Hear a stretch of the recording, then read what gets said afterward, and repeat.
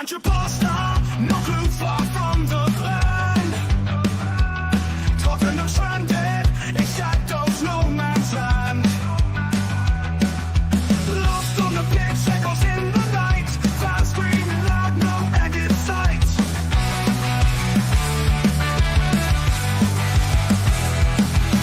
Shift the blame like drifting sand. Promises empty, no steady hand. Wandering clueless in the football mist. Wishing for a twist, but nightmares persist. Shift the blame like drifting sand.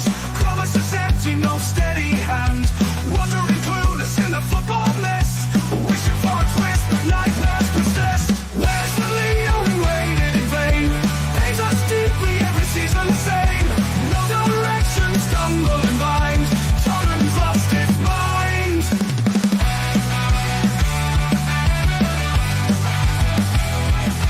Speechless, impressed, they're at the ground. No solutions, nowhere to be found. Fans on the side, hearts turned to stone. Stadium echoes a lonesome drone. With much in the air, it's begun change. Up on the horizon feels so strange. Question marks in every wayward pass. And goes the future fading fast. Where's the Leo we waited in vain? Pains us deeply every season same. No direction, stumble and blind. Tottenham's lost its mind.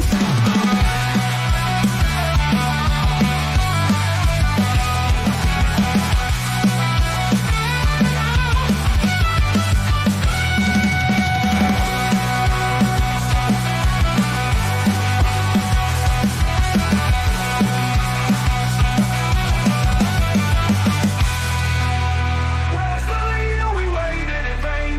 Pains us deeply every season same. No direction, stumbling blind. Tottenham's lost its mind.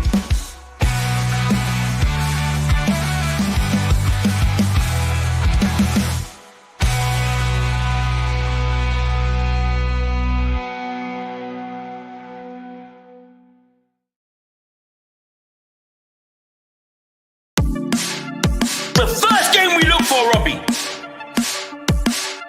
Tottenham away. When we got Tottenham away.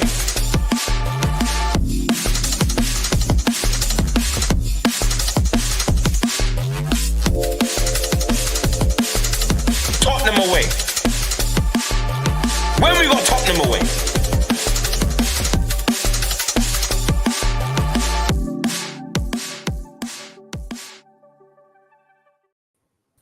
How's it going, people? Welcome to Tottenham Away, the best place to be in town post-match day analysis show. And you know it's true. Thanks for joining us as always. I'm wearing my celebration red t-shirt because I've completely given up now. I'm gone. Listen, everyone in the chat, thanks for being here. Make sure you smash like, subscribe, hit notification bell, all that good stuff. We're not here to give you therapy. We're not here to do that whole, it's tough times. We didn't win. We're just here to have honest conversation, right? I don't need to sell it to you. We're just here for honest conversation like we do every single week. And we're going to get into it because as much as we've seen this every other time throughout this season, the inconsistency, there's a lot to discuss in this particular match. A lot happened and a lot more questions, I think, now need to be asked about the manager and the players and the club as a whole. And we'll get into it. But before we get going, I don't know who it is. Someone's breathing really deeply into the mic. And It's Maz. It's Maz. Oh, Maz, your mic is super sensitive. I don't know why. But anyway, let's say hello to everyone. We've got the one and only Scott M. Scott M is here. How you doing, Scott? Yeah, good. As always, when we come on after these kind of results, I would say I wish it was a surprise, but it isn't. We've become used to it, almost too used to it in many parts of our fan base that we just accept it because I've heard a lot about there. You would think that we lost. A draw isn't so bad. I don't know how a draw against Fulham at home when they went down to 10 men is a good result, but I've seen that far too often from this fan base today, excusing the result. But always good to be here to talk about it. Yeah, and we will talk about it because enough of the excuses. I think we need to just once and for all, as a fan base, realise what we are. Maz, Maz, tell us something you haven't told us before. There's a challenge for you. I think he left. Okay, is it really loud, my mic? No, it's No, it's better. It's better now. better. It's okay. Okay, cool. Tell you something we haven't. I think that Angie Postecoglou has worsened the other 9 players to make Davies and Forrester look good. That's some really dark tactics. That's some No, really... do you know what? No, were you just out of question then? Yeah, was you actually being serious there, or was you actually having a joke there? Because I could actually see that from the serious side. Well, there has been a massive regression in certain players, I think, in our team from certainly their first season. So Adoji, I think, has regressed. Porro has 100% regressed. In fact, he's going towards that point he was when he first came for those, that Conte, or the Mason Stellini period. It seems that way anyway. I think that certainly Son has regressed, albeit you could. I know we're going to get into it, but we could argue that he's in father time now. He's coming to the end of his career, so there's plenty to talk about that. But I mean, a lot of players I think are just not as good as what they were in their first seasons. Van der Ven, Romero, the list can go up. Certainly Basuma has got worse from the point that he's still making errors that I think he shouldn't make. Pape Sarr, you could say, has he improved? It's hard to know. If you're really. going to go for every player, let's leave it for the show. Otherwise, we're going to do 10 minutes on you going through the whole squad. Pape Sarr and then this. I just want to quickly say hello to everyone. We will discuss all of these players because they were all playing today. Ian, you were at the game. Shit, I went from second to last. Thank you. You're welcome, Dietrich. Ian, you were at the game. What was the general mood in the stadium? Is it more, it's a process, it's a project, it's a plan, give it time, or is it more and more fans becoming disgruntled and a bit disillusioned with the direction of travel? I just think it's the whole thing. The whole thing still, just everything from top to bottom. I think at the moment at the club is a shambles, and it's reflected on match day. I think what bothered me was that you could turn around, people that turn around and say, well, we were missing. If we played a cup final next week, there's 6 players that would start that weren't there, that weren't starting today, with only Kulu on the bench. But what bothered me was it was the 4 players, for me, who were reserves, who were the best 4 players in our team, who were Forster, Dragosin, Davis and Werner, not the regulars. So, as I said previously on Sav's show, maybe our team are not as good as people think they are. I wonder who's been talking about that for the last 10 years. I don't know. We'll get into it, Ian. We'll definitely get into the team. Dan, you bought some tickets off me because I said to you, I'm not going anymore. You can have my tickets. And you said, are you sure, Phil? I said, yeah, I'm sure. Do you kind of understand why I don't really go anymore? Do you know what? To be honest, I mean, apart from having to leave here at 9:45 just to make sure get there on time and that, I mean, it's a good 2 hours to get up there from where I live. Do you know what? That stadium, to me, I mean, I don't know how Alex or Ian, that was dead as I have ever seen a football stadium. It's soulless. You could hear the away fans nearly the whole game. Even when we scored, I think we were noisy for about 2 or 3 minutes and then dead as doornails. I mean, usually whenever I've been to games with someone, whoever it was, I was with my wife this time and that, usually you have to nudge them and not necessarily shout at them, but you have to talk a little bit louder. It was like I almost had to whisper at her so I didn't hear the people behind me. I could hear literally every conversation around me. And yeah, also thought I nearly caused an argument there and got some very dirty looks at the end of the game when a few people started complaining. I just stood up and looked at everyone and went, "It's about entertainment, isn't it?" And walked out of there. My wife had to tell her, like, "Shut up," and just carried on walking. Well, as long as they don't report my seat. Oh wait, they will.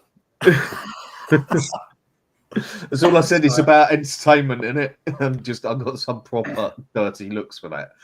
You could hear literally everyone talking about anything and everything but football around you. It was. I've never been to a football match like that. Never. Not ever when I've been Charlton. Definitely not when I've been Millwall, when I used to go there all the time. And other places I've been, around Europe, Dortmund, I think that's got to be the liveliest place I've ever been to. And other grounds that I've never ever heard a football match that dead. I think because people, no love. I think because people, they're not blind. They can see what's going on the pitch. They know it's not right. They know it doesn't look good either. You can't expect fans to get excited or believe in that unless they just lie. And the ones that say things like trust the process and get behind Ange, even they are in denial. They feel like, how do I back this? This isn't good. So I think there's a lot of confusion in the stadium and amongst the fan base, if I'm honest. Dietrich, did you watch the game? Did you manage to watch it today? Dietrich? Oh, sorry, I didn't hear. My bad. So I just want to say, first of all, the intro is amazing. It's actually amazing. I'm impressed. First time I heard it. Like I said, like even Scott has said, I'm not surprised that it's a 1-1 draw. I'm not surprised that we're not playing well. I told everyone that the City played into our hands. It's not like we actually changed anything. And like Ian said in the past, and I debated him so many times, the squad is not good enough. It's not better than last year and the year before. And look at what happened. The atmosphere is shit. The players are shit. The manager is shit. Everything is shit. And this is why we don't win. Just. Guys, before we get into the game, do you feel, because Sava's not there, I was going to come to Sava, do you feel another manager, another tactic, another in-game management, in fact, there's Sava. Yeah, Sava, we're just doing a quick how you doing and what you briefly thought of the game. You weren't there, so we'll come to you before I carry on. Yeah, cool. If I look this way, it's just everything's on Juventus, so I'm just looking this way a little bit. Is that your bet? Yeah. I need Juventus to win for 2K, and they're 1-0 up with 15 minutes to go. What was the question? Just like the general feeling at the club and what you thought of the game. Just a brief kind of... Really briefly. Yeah. I mean, this is one of them games that half the fan base don't want to wake up to. This is our reality every other week. That's the only way I can put it. This is what we do, and these results are becoming more and more regular. It's not that we didn't win, right? I can take it that we didn't win, right? We're used to it as Spurs fans. Can take it. It's the manner in which we play. If we draw at home to Fulham, but you go, we've had 37 shots, 20, their goalkeepers had an absolute blinder, you could turn around and go, wasn't our day. But we are looking more and more in games like a team that just can't defend. And God knows how we've only conceded 14 goals. The number of... I said just now to... Dan and Ian have just heard this, and probably Scott in the chat as well. But if you look at Roma, between Ipswich, Galatasaray, Roma, Man City and Fulham, how many shots in those 5 games do you reckon we faced? I reckon it's nearly 100. I truly believe it will be somewhere in and around 80 to 100. And that's truly worrying still, that this manager is never adapting. We heard it after Ipswich. It's for me to take a look at. Well, you're not. And the Man City win is starting to look less and less miraculous now, isn't it, still? The Man City result, the more that Man City lose games, by the way, this whole we've beaten Man City, the champions, no one does that. Now it's starting to be, well, everyone's everyone's taking points off Man City. So, look, it is what it is.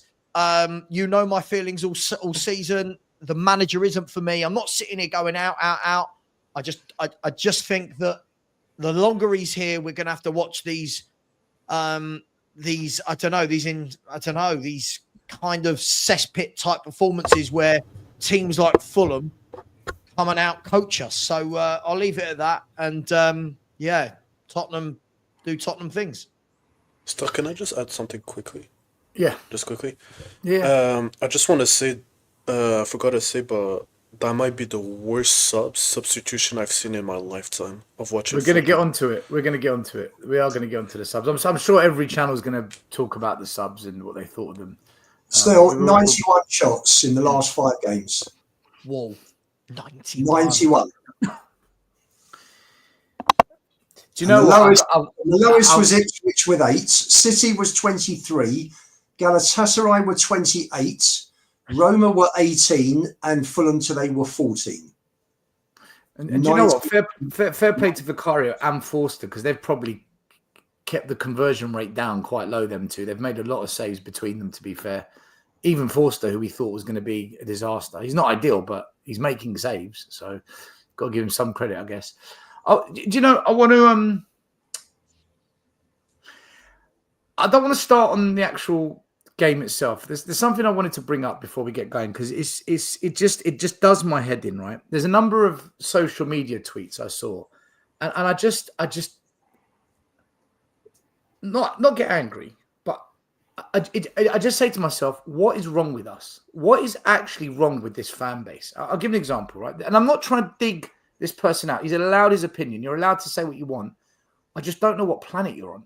Okay, why is this okay, right? And I want to know what you think of this. Okay, so Mitch Fretton, perspective. No Solanke, no Van der Ven, no Romero, no Vicario, no Kulu, although he came on, no Bentancur. That's basically the spine of our team. Feels annoying, but we've unfortunately just got to ride this way at the moment. Right. So he's kind of, well, not subtly, he's saying, but look at the injuries. That's what he's doing there. Why wasn't he tweeting that when there was no Romero, no Van der Ven, no Bentancur, and an injured Vicario in the 4-0 thrashing of Man City? Why wasn't he saying that then? Guys, do you just feel we're looking for excuses now just to protect Ange? Is it a case of, right, that wasn't a good performance. Fulham should have really beaten us. All the stats say it. The eyeballs say it. It was wave after wave after wave of attack. Are we just desperately looking now for excuses so that we can justify this so-called project? Or, hold on, Stel, look, these injuries, man, come on, give us a break. Because to me, at home, against what is classed as a mid-table team, Fulham, with the money we've spent and the squad that Ange said he was happy with, that was able to go up to Man City and get a result, to not beat Fulham with 10 men. We're going to say, but injuries, perspective. Where are you guys with that? And I'm not calling him out. I just totally disagree with it. I just think his head's gone. But where do you guys sit with these kinds of things? And it's not just him. I just picked one tweet. There's a lot of fans that are riding that kind of direction now after that game. Would you have been surprised if this result and other results, say where we haven't had the full defence, whatever, and that, would you have been surprised if this result today would have happened if we'd have had our full 11 there? But it did happen because we had those guys against Palace and we lost, right? And I think we had. That's not our first choice 11. Ipswich. That's not our first choice 11, though. What I'm saying is, would you be surprised if we had our full first choice 11 there and this happened today? Would you be surprised? No, nor would I. Because the replacement. That's what I'm basically saying. Dan, the replacements did fine. Yeah, Foster did well. Dragusin did well. Davies did well. You're right. They did. Yeah. They all did well. You can't turn around and say like previous years where there's a massive drop off. Someone's come in and they've been slaughtered and they've been cooked. That wasn't the case today. Ian, I just but that's not what I'm saying. That's not actually what I'm saying. What I'm trying to get at is even if this would have happened with our best team there, our first pick on everything, you'd have still sat there and gone Spursy. The word you're looking for is Spursy. There we go. Thank you. That's the word you're looking for. Everyone's scared to say it. You just still said Spursy. Dan, same Spurs. All of them, all of those players just mentioned played away at Palace and we lost 1-0. 4 of those 5 played at home to Ipswich, we lost 2-1, right? This whole, every time we lose a game, it's the excuse. They all played against Brighton. They all played against Brighton. They all played against Leicester, right? It's sorry, at the end of the day, we only use that excuse when we don't win. When we do win, I don't hear anyone talking about injuries. So, no, listen, nothing against Mitch. I don't know him from Adam, and I get your point still. There are loads of people with those types of comments, but I wish those people would do their homework first before posting things like that, because they came to us today. They came to us today off the back of a 4-1 defeat still. And in that 4-1 defeat at home to Wolves, they've then gone and lost Anderson from centre half, Pereira from midfield. They already had 2 or 3 other injuries. Brighton beat us with 7 players missing, right? Yeah, they had a lot of injuries. We could do this with every team. Every team could have this every week. Oh, we didn't have so-and-so playing, but this is the squad he went in with. This is his squad. Because what I find interesting, guys, and Ian, Maz, jump in on this. The post-match interview, Angie Postecoglou said, my players did the best they could. And then he said, I don't have the players. I haven't got the squad. He was alluring to the fact that now he hasn't got squad depth, which completely, and not for the first time, contradicts his previous comments where he complimented the squad. So, Maz, I know you can't wait. Then I'll go to Ian. I know Ian's going to want to speak about this. Sorry, I'm just going to mute myself. Just going to piss myself laughing. I'm going to switch off the camera as well. He's not joking. Okay. Oh, it's. I mean,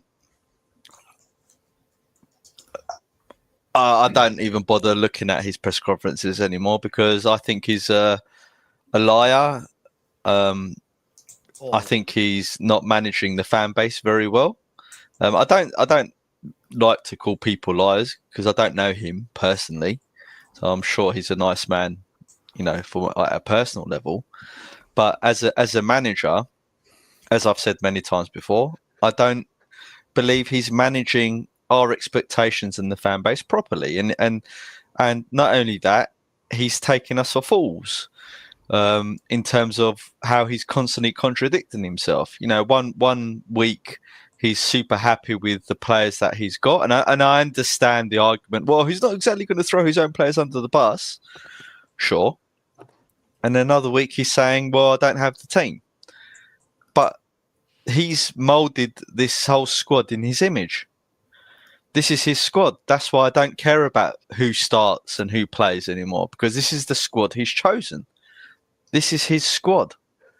I couldn't give a monkeys who's in the team and who's not, whether it's Forster or Davies or Dragusin or whatever midfield combination or whoever we've got up front. This is his squad. Therefore, he should take the blame for it because he's the one who spent 350 million on these players. And if amateurs like us or fans can see the deficiencies in what he's done transfer wise and even in his tactics, then he's maybe an even worse manager than we actually think from that perspective. So sorry, but I don't care what he says, and I'm going to judge him by his results and how he performs on the pitch with his team, and he's shockingly bad for me. I don't care. I did say last show, didn't I, on Monday night? To be fair to you, Maz, you've been very, very, very consistent in your rejection of Ange. You've been like this for a long time, where you haven't budged from this. To be fair to you, well, he hasn't given me any reason to, and I said, did I not say on the last show on Monday from day one, actually, from the day he signed? Well, yeah, I mean, it's true. I have been like this, but did I not say on Monday night? You watch, Ange will default back to his normal tactics. I knew it. I just knew it. I knew he would do it, and it's exactly what he did. And I was watching Sava's excellent show just before ours, right? As soon as Van der Ven and Romero are fit, they will come into the team. Yeah, they will. They will. They will come into the team. It doesn't matter who's playing well or not. They will come into the team. If anything, he may give Davies or Dragusin one extra game when they come back, and then he'll quickly change them out. He's not a good manager. Sorry, that's just my opinion. Great. Ian, before I come to you, because I want to ask you something specific about Angie's comments regarding the squad not quite being there. He hasn't got the squad that he wants right now, and fans blaming injuries. I just want to bring up Lena Tuzz's comment. Imagine Arsenal without Gabriel, Saliba, Trossard, Havertz. Their drop-off is considerable to ours. I just want to remind you, Lena, at the start of the season, for quite a few games, Arsenal were missing 6 first-team players, including Odegaard, a centre-back in Timber, the wing-backs, Jesus and Martinelli, and they played 3 games with 10 men and played Champions League. They're above us. So we can't use that for them, but not for us as well. It's got to be equal, right? That kind of happened to Arsenal to some degree. So let's not do that, because otherwise we're making excuses for Ange now. And like I said, this is his squad. This is his squad. Del, quickly on that. Is there ever going to be a time where somebody can defend Ange without some random hypothetical that like when imagine we if the we've under-21s, seen Arsenal when we for filled the 3 years under-21s. For 3 years now, Arsenal have been ahead of us and far ahead of us, right? This is going to be another year. It's early on. They're going to finish far ahead of us. Can we get away from the imagine if they had this? No, we don't need to imagine it. We've seen what they've done. And it's not because they've had lucky injury luck. They're not beating us by 20 points last season because they had lucky injury luck. Like, can we just move on from this? Imagine this, imagine that. Why can't we just start judging this team on what actually happens? We have more than enough evidence of what Ange is doing with this team, what Spurs are in general under Levy. It's always like, well, what if this? What about this hypothetical thing? No, stop with the hypotheticals. Let's just look at what actually happened. And Arsenal aren't ahead of us because they didn't have 5 guys out. They're ahead of us because they're a much better team. They play a system that's actually effective and actually works.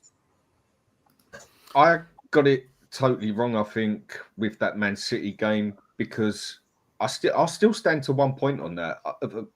For the first 15 minutes, we was playing our usual way. And then after the 15 minutes, we weren't going inverted. And I know City push you back to the point that your defenders have to be defenders, but we weren't inverting at the back. And I thought maybe he actually did that on purpose. But now I'm starting to look at it after the past 2 games, and I'm just thinking, did I clutch at straws there? Did it actually, the players just said, that's how we're going to play today, basically, because City made them play like that. Every time I get this slightest bit of hope with this manager, this slightest bit of he could be learning, bang, bang, bang. It's like you get 3 punches clean in the face and you're sitting on your ass again. It just, he ain't got it. He has not got it. Let me come to Ian, because this is going to come to Ian. Ian, so the reason I wanted to ask you this question as well about Ange kind of blaming the squad not quite being right for him at the moment, and fans on social media trying to use, or they're allowed to, blame injuries. We could have bought better players if we think they're better, but I go back to this. These 2 young lads, and I'm not blaming them, they were deemed impressive to the point where we don't need to sign better level midfielders. Now, Ange approved the signing of these 2, and he brought in Werner. So that's 3 signings he made in the summer. I'm not going to bring up Solanke and Yang because they weren't available today. All those 3 could have started and shown us what they're about, because this is the squad that he's built. One of them started, did okay for the game by his standards, Werner. The other 2, we will get into it. It was kind of shambolic how they were used today. Does Ange have an excuse on this one, Ian, about injuries and squad or not, in your view? Well, I mirror what Maz has said, and I've said this on this show several times still. When people are commenting on what Ange comes out with at press conferences, it's a load of crap. Not interested. All I will judge Ange on is team selection, in-game management, substitutions, and how the team do with him. That's all I'm interested in. Not interested in anything he says, because it's a pile of shit, put bluntly. It's just nonsense. In terms of in terms of the squad, I think, as I said earlier on this show today, still, it's not as good as we think because, you know, the guys, the reserves coming in, there was no real drop off to me. They played terrifically. You know, Dragerson and Davis as a pair. Davis may not be the answer. I'm not saying that he's Maldini, so please don't get this wrong. As a pair, they play well together. They're both defenders. You know, Van der Ven, we see great stuff with recovery, sprints and tackles. Romero, I think, when he's got his head in the game, is for me one of the best centre backs around. But unfortunately, he's been poor this season. In terms of the kids, Ange isn't interested in playing the kids. Let's not mess around with this. He's just not interested. You know, I've said, you know, people have a little pop. I don't mind the banter. I think Archie Gray will be very good for this club. Is he good enough for us in midfield at the moment? Who knows? He's never been played there. The other players are not that consistent enough that Gray should have been mugged off this long. Stick him in. None of those midfield players are playing well enough to say my place is automatic. So Bergvall, I don't quite think is ready. I think he's struggling with physicality. I think you can see there's a player there. Just don't think he's quite ready. The problem we had in terms of the squad, I think everybody could see that the whole transfer window was about getting the wage bill down. You know, we cleared out loads and loads of established players and brought in one. Ian, when you say everyone could see, the majority of his fan base was celebrating that window. I heard we won the transfer window battle. We came out the best out of all the other clubs. There were so many fans that were super hyped, and that's when the whole Project Youth media circus spin began. He's not interested in the kids. He's not interested in the kids. He has no interest in the kids. Yeah, we know that. We know that. You can see that. Porro's injured the whole of the second half. He leaves Spence on the bench. It's ridiculous. Yeah. It's nonsense. And the subs were mad. I mean, you're after a goal. For me, I would have started with Lancashire because Solanke and Richarlison are not there. Throw the kid in. He scored 32 in 21 games for the under-21s last year. He deserves his place in the squad. It's games like this. You're without a centre-forward, a proper centre-forward, throw him in. Sonny is never a centre-forward in a million years. Can't hold the ball up. I'm not saying that Lancashire would be fantastic and would do any better, but the guy is worth, you know, today was the time they should have given him an opportunity. Bergvall, I agree with coming on because for me, you're chasing a win. You've got 10 minutes left when Fulham went down to 10 men. So you don't need two holding midfield players. So you get rid of one of them. And I thought Basuma today was better than Sarr. You take Sarr off, you put Bergvall on. You put Lancashire on, without a doubt. I mean, for me, would should have started, but if not, you put him on there. Why he took Werner off and left Sonny on, to play the way that Sonny played, is appalling. But he's not playing. Grail wouldn't have played. You don't need a 6 when you're chasing a game with 10 minutes to go. Chasing a goal. You know, if we were 2-1 down, 2-1 up, and you need extra defensive support, you bring Gray on because he's a defensive midfield player.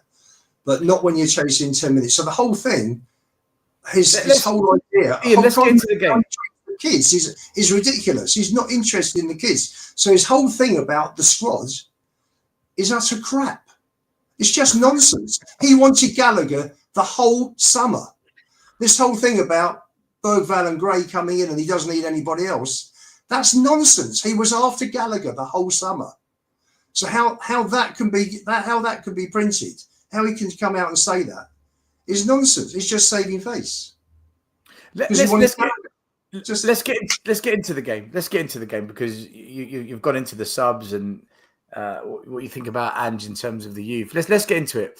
The starting 11 today, it was exactly the same against Man City, except he went with Werner, Son, Johnson. Kulu was benched, we're guessing because he's tired. Son went into Solanke's position because Solanke was not well, and then Werner started because Son was moved into the striker role. For me, I think what concerns me the most is this.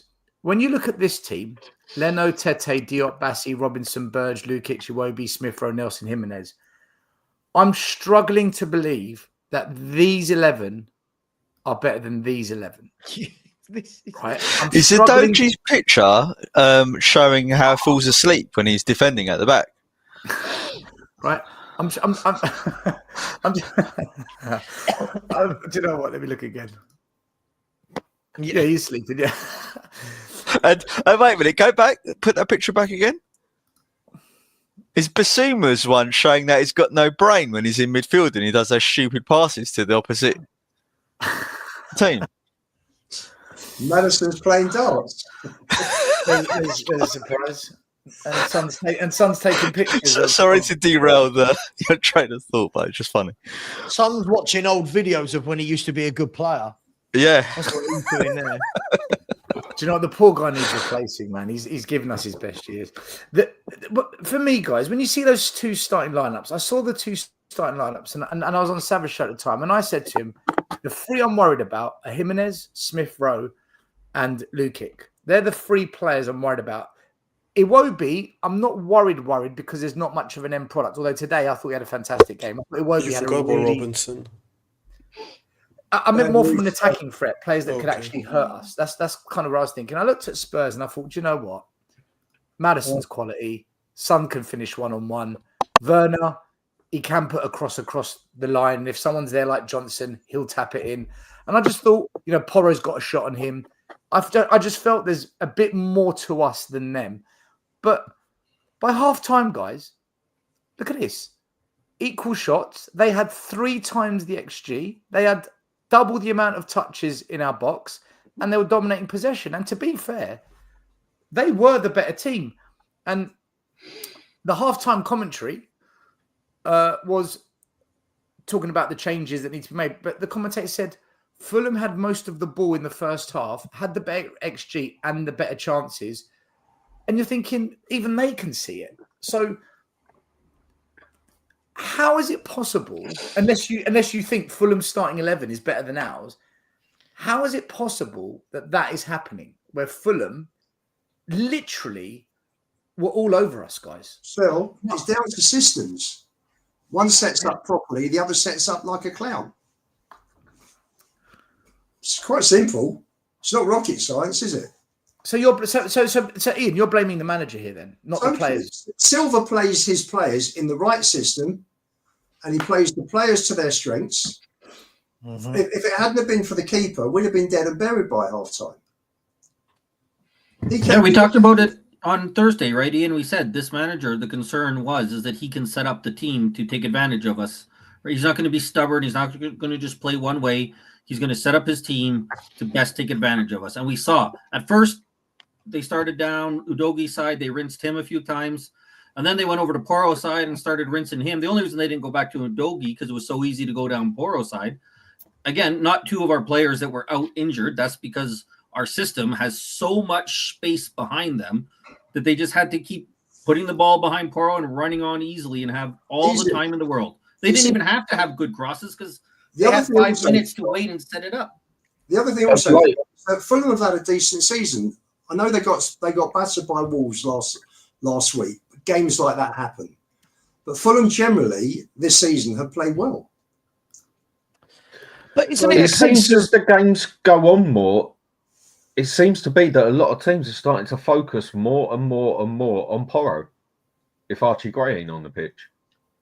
Isn't this a case of, to Ian's point and Scott's point and Dan's point there, that these other managers don't have the greatest squads in the world? And this goes back to your point, Stel. When you look at Ipswich's 11, none of them get in our team, probably. When you look at Fulham's team, again, if I'd said in the summer, who wants this Fulham back four? People would go, no, they're rubbish. They're nowhere near us.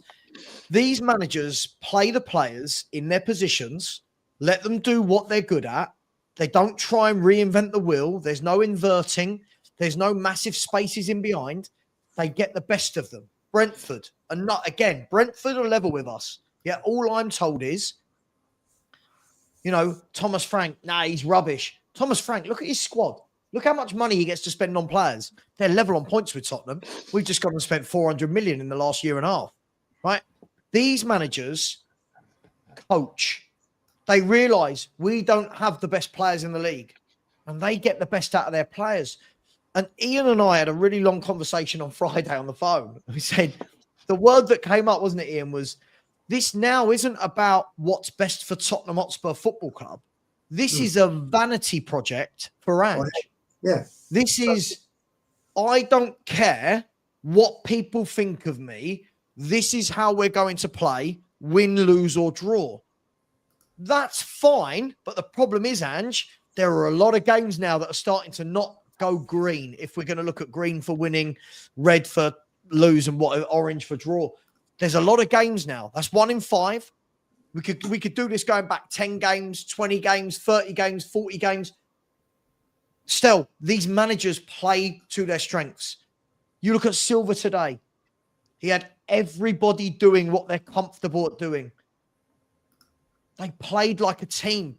And they'll be gutted that they didn't get the 3 points. And I think I'm grateful that we got 1 because that's how bad we were today.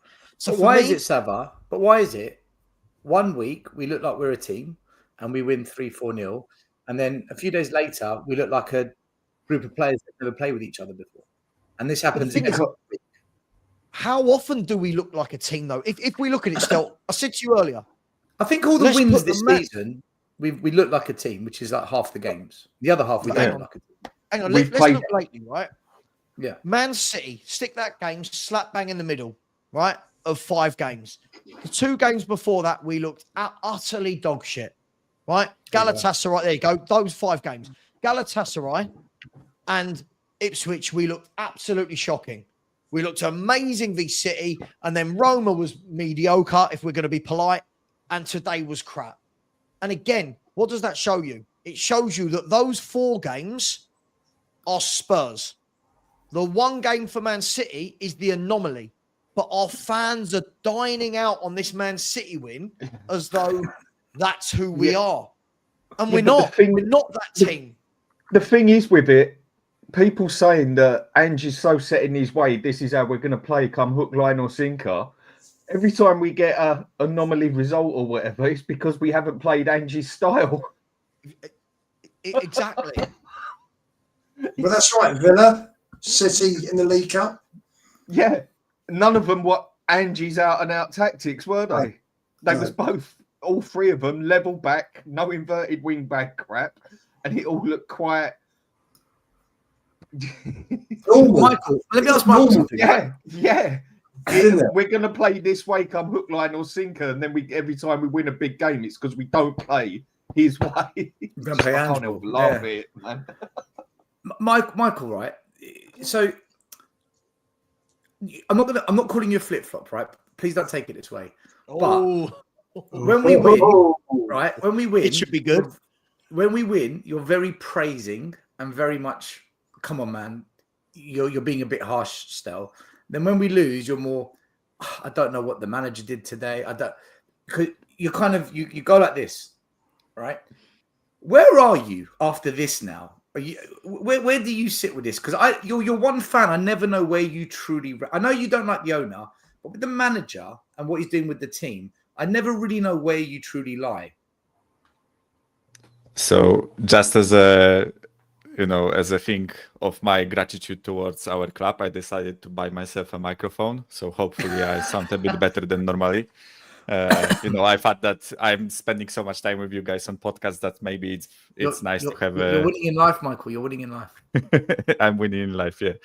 No, I think that's a fair question, because recently I even felt it myself that, and even honestly, I'm not mad that you use the word flip-flop, because I understand that maybe I come off as a bit like flip-floppish, right?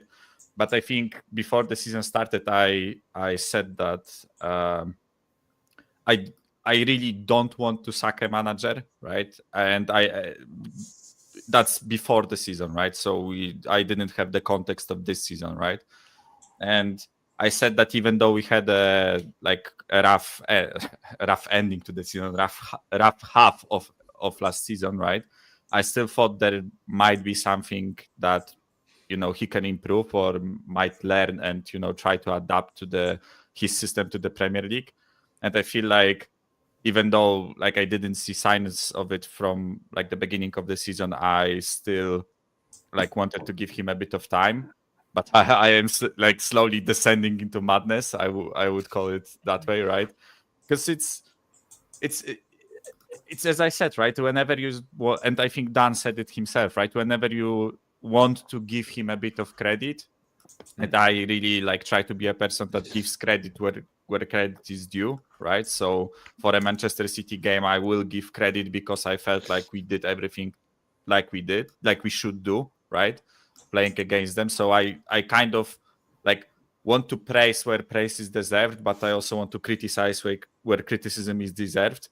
The only issue is that it's as you guys said, it's our form is flip-floppish, so that approach of mine is a bit flip-floppish, right? Because there is a one game like City where I want to give praise, but a week earlier there is a game against Ipswich where I have to slam the club and have to slam the manager and have to slam the players because they suck, right? And they do everything that there is to do wrong.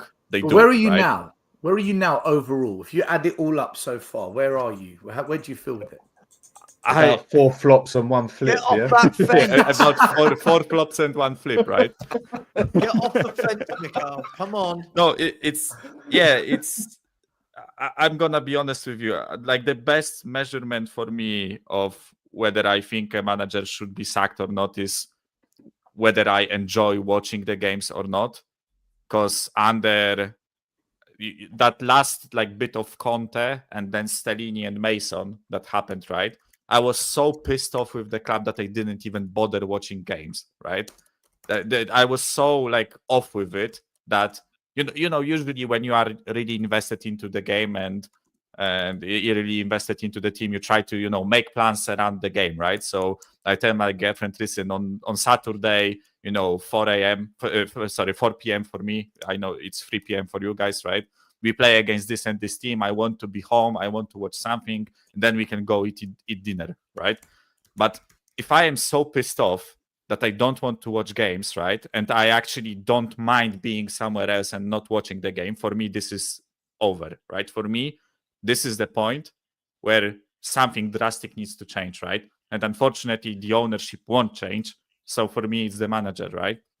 And today, I kid you not, was the first game where I watched, when I looked at the fixtures, I've seen Chelsea versus Villa, I've seen Manchester United versus Everton and our game. And I decided, nah, fuck this. I'm not watching that, fully focused on our game. I'm watching Chelsea Villa because I think this will be a more entertaining game, right? And for me, this is as you guys said, get off the fence, right? I think this is this is the beginning for me, right? I think 1 or 2 more results like that, and I am completely fucked off with it, right? And I was the same after Ipswich, but then City happened, unfortunately, right? That it's when you play a game and you get the boss down to 5% of health, right? And you just want to kill him, right? And then suddenly, something happens and you just he restores or whatever, right? The anecdote was actually fucked up, right? But it's something just sprang me back to not believing necessarily, but I kind of wanted this to be the last stand or what, I don't know how to call it, right? But it's inexcusable. Did you think Man City was a potential turning point, and they thought, do you know what?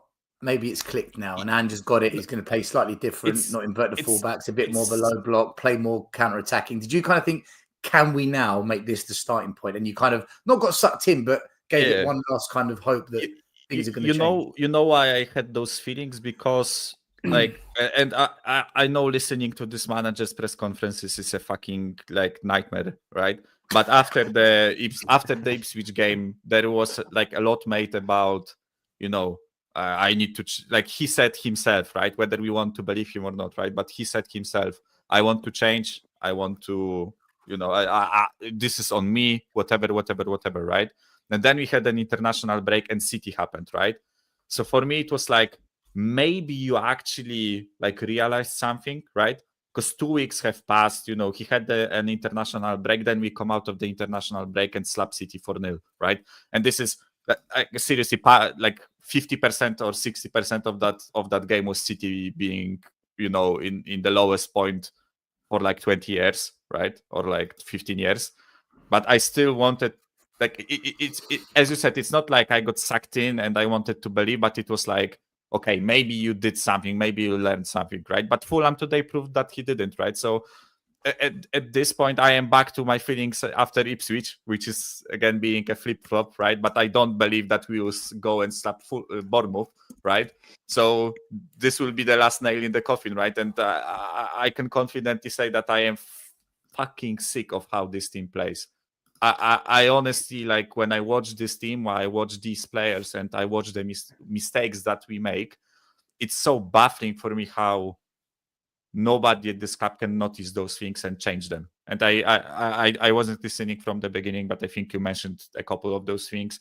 And I've heard you say it's still on Sava's, like after you were done with the watch along, Sava, I think you came on still and said that they were constantly like inverting the wingers between our like fullback and center back. Instead of overlapping, they were underlapping. Instead of overlapping, they were underlapping, then right? going out. How the fuck nobody notices that, right? At our bench, it's not only Ange, but he has like 5 assistants sitting there with him, and nobody pays attention to the game, and nobody notices it. Michael, right? do you know what? I think they do notice it. I think they do notice it. I think they just refuse to change the way we play, because otherwise, then we can't play our football. But the problem is, if your football's not working, it's not exactly working. Right. 100%. So why am I supposed to back it and believe it, right? And this is like, I want to stress, right? We lost to Ipswich. I was like on the verge. He said he needs to change, whatever. We went to City, won the way we did, where things that I pointed out after City were corrected, or it was just... Yeah, and all the fans said, you see, he said he's going to change. He said he's going to change. So I thought that maybe something changed, right? Maybe he actually like realized he has to change, right? Because I've been like saying since the beginning of the season, we need to change this, we need to change that, we need to change this approach, that approach, right? But Fulham just proved it was just a blip. Like City was one-off, right? They had a lot of ball because they are better on the ball than us, and this forced us to play the way we did, right? And they just couldn't finish us off because Haaland, I don't know what happened to Haaland, but he's not scoring for like 8 games already, right? Foden is, I don't know, Werner has more GNA than Foden this season in the league.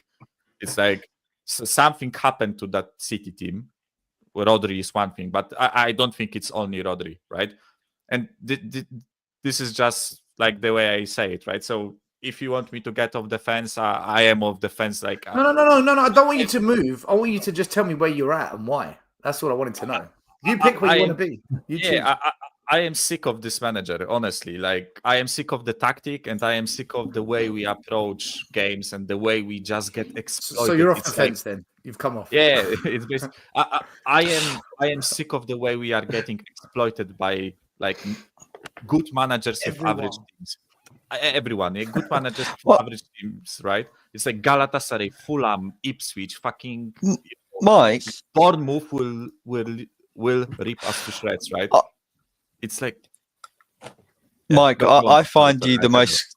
I find you the most confusing and interesting person in regards to Spurs, because someone who's so into data as you are, right? I would have thought that you would have learnt your lesson with Ash from last year, and I would have thought that you would have listened to me a little bit more, but you haven't. So I'm very disappointed in you.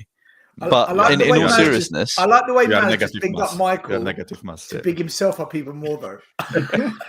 Yeah, but I'm going to knock him down now. Right,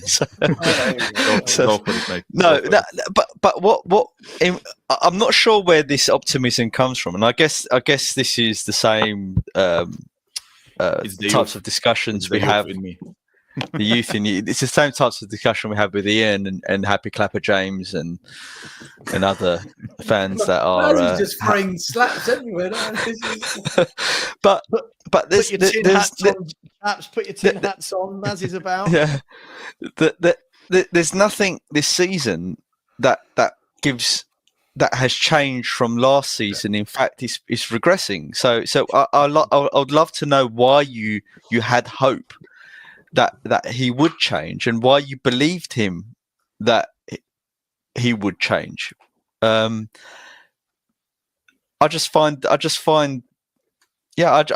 it baffling, mate. To be honest with you, I don't. It doesn't make sense to me. I think you need to quantify it so I understand.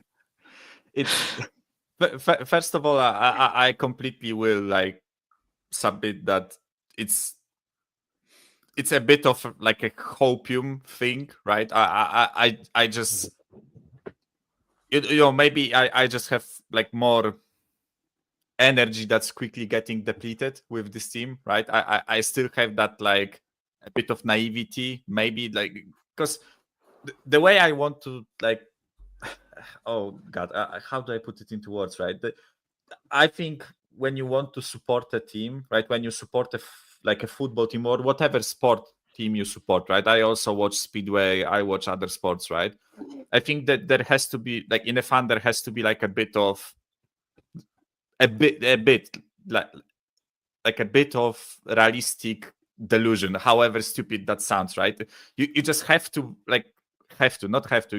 I just want to believe that maybe this is the year, or maybe this will Jordan happen. He says Michael wants to believe. I will be honest. I want to believe, not necessarily in this manager, in this like group of players. Fair play to you. You're honest about it. Fair play. I will not shy away from it, right? So there is a bit of that just wants a bit of me that just wants to give this like manager and give those players like a bit of. How long you supported Spurs? 5 years, 5, 6 years. Yeah. Right, that's why we could have summed all this up by you saying you supported Spurs for 5 years. You're not hurt enough. You've not been hurt exactly. enough. That's Look at Ian. Ian's only 25. Look what's happened to him. I mean, Mike, is that your copium then? Is that your copium? That's a bit of it, right? To keep you here with the club, yeah, to give you hope and that, yeah. Like guys, like I have Mate, to be honest. Leave the copium alone. You want to go for opium? You got more chance of getting that with Spurs. Yeah, like first of all, that's why I said like I have a bit more energy that's quickly getting depleted, right? Because I am not as hurt as you guys were over the years, right? So I completely like will admit that, right? And also like let's look at it from my perspective, right?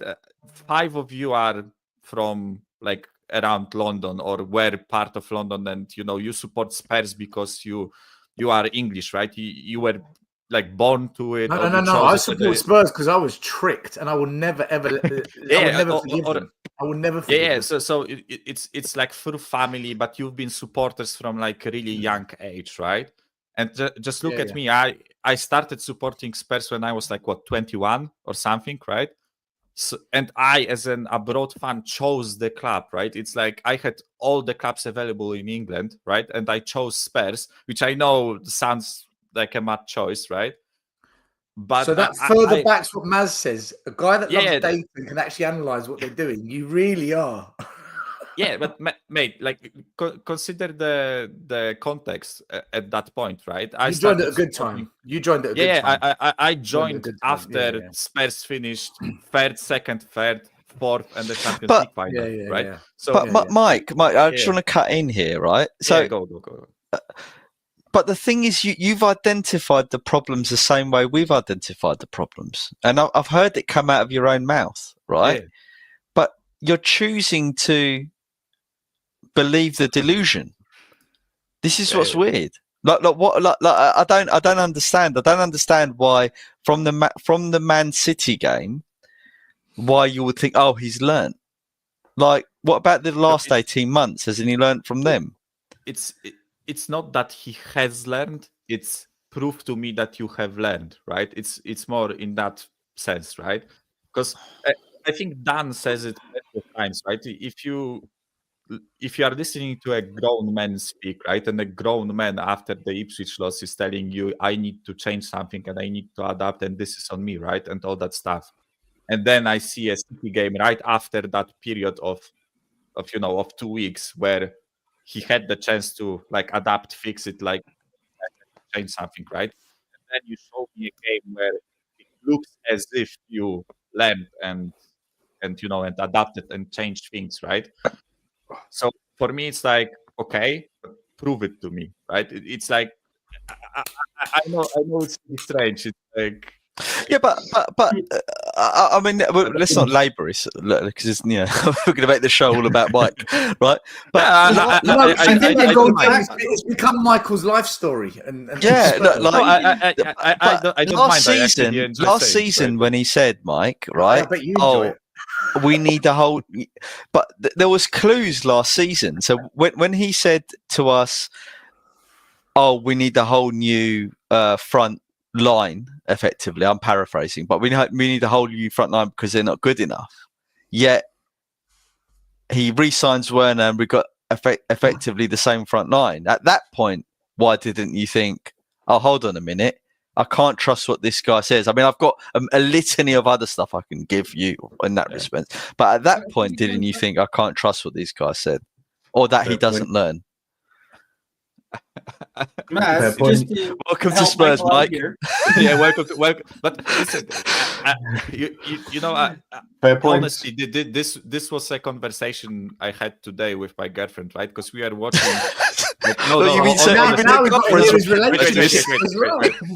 Honestly, we were watching Chelsea against Villa today, and I had like Spurs versus Fulham on a laptop right in front of me, and we are watching Chelsea Villa, and Chelsea were winning, whatever, right? Then we switched to Liverpool versus City game, and we are watching this, right? And my girlfriend really likes all those things, like singing "You Will Never Walk Alone," whatever, right? She likes like those cultural things around teams. And I said to her, right, I was this close to becoming a Liverpool fan. I'm going to be honest, right? I as a abroad fan, I said I had all the clubs to choose, right?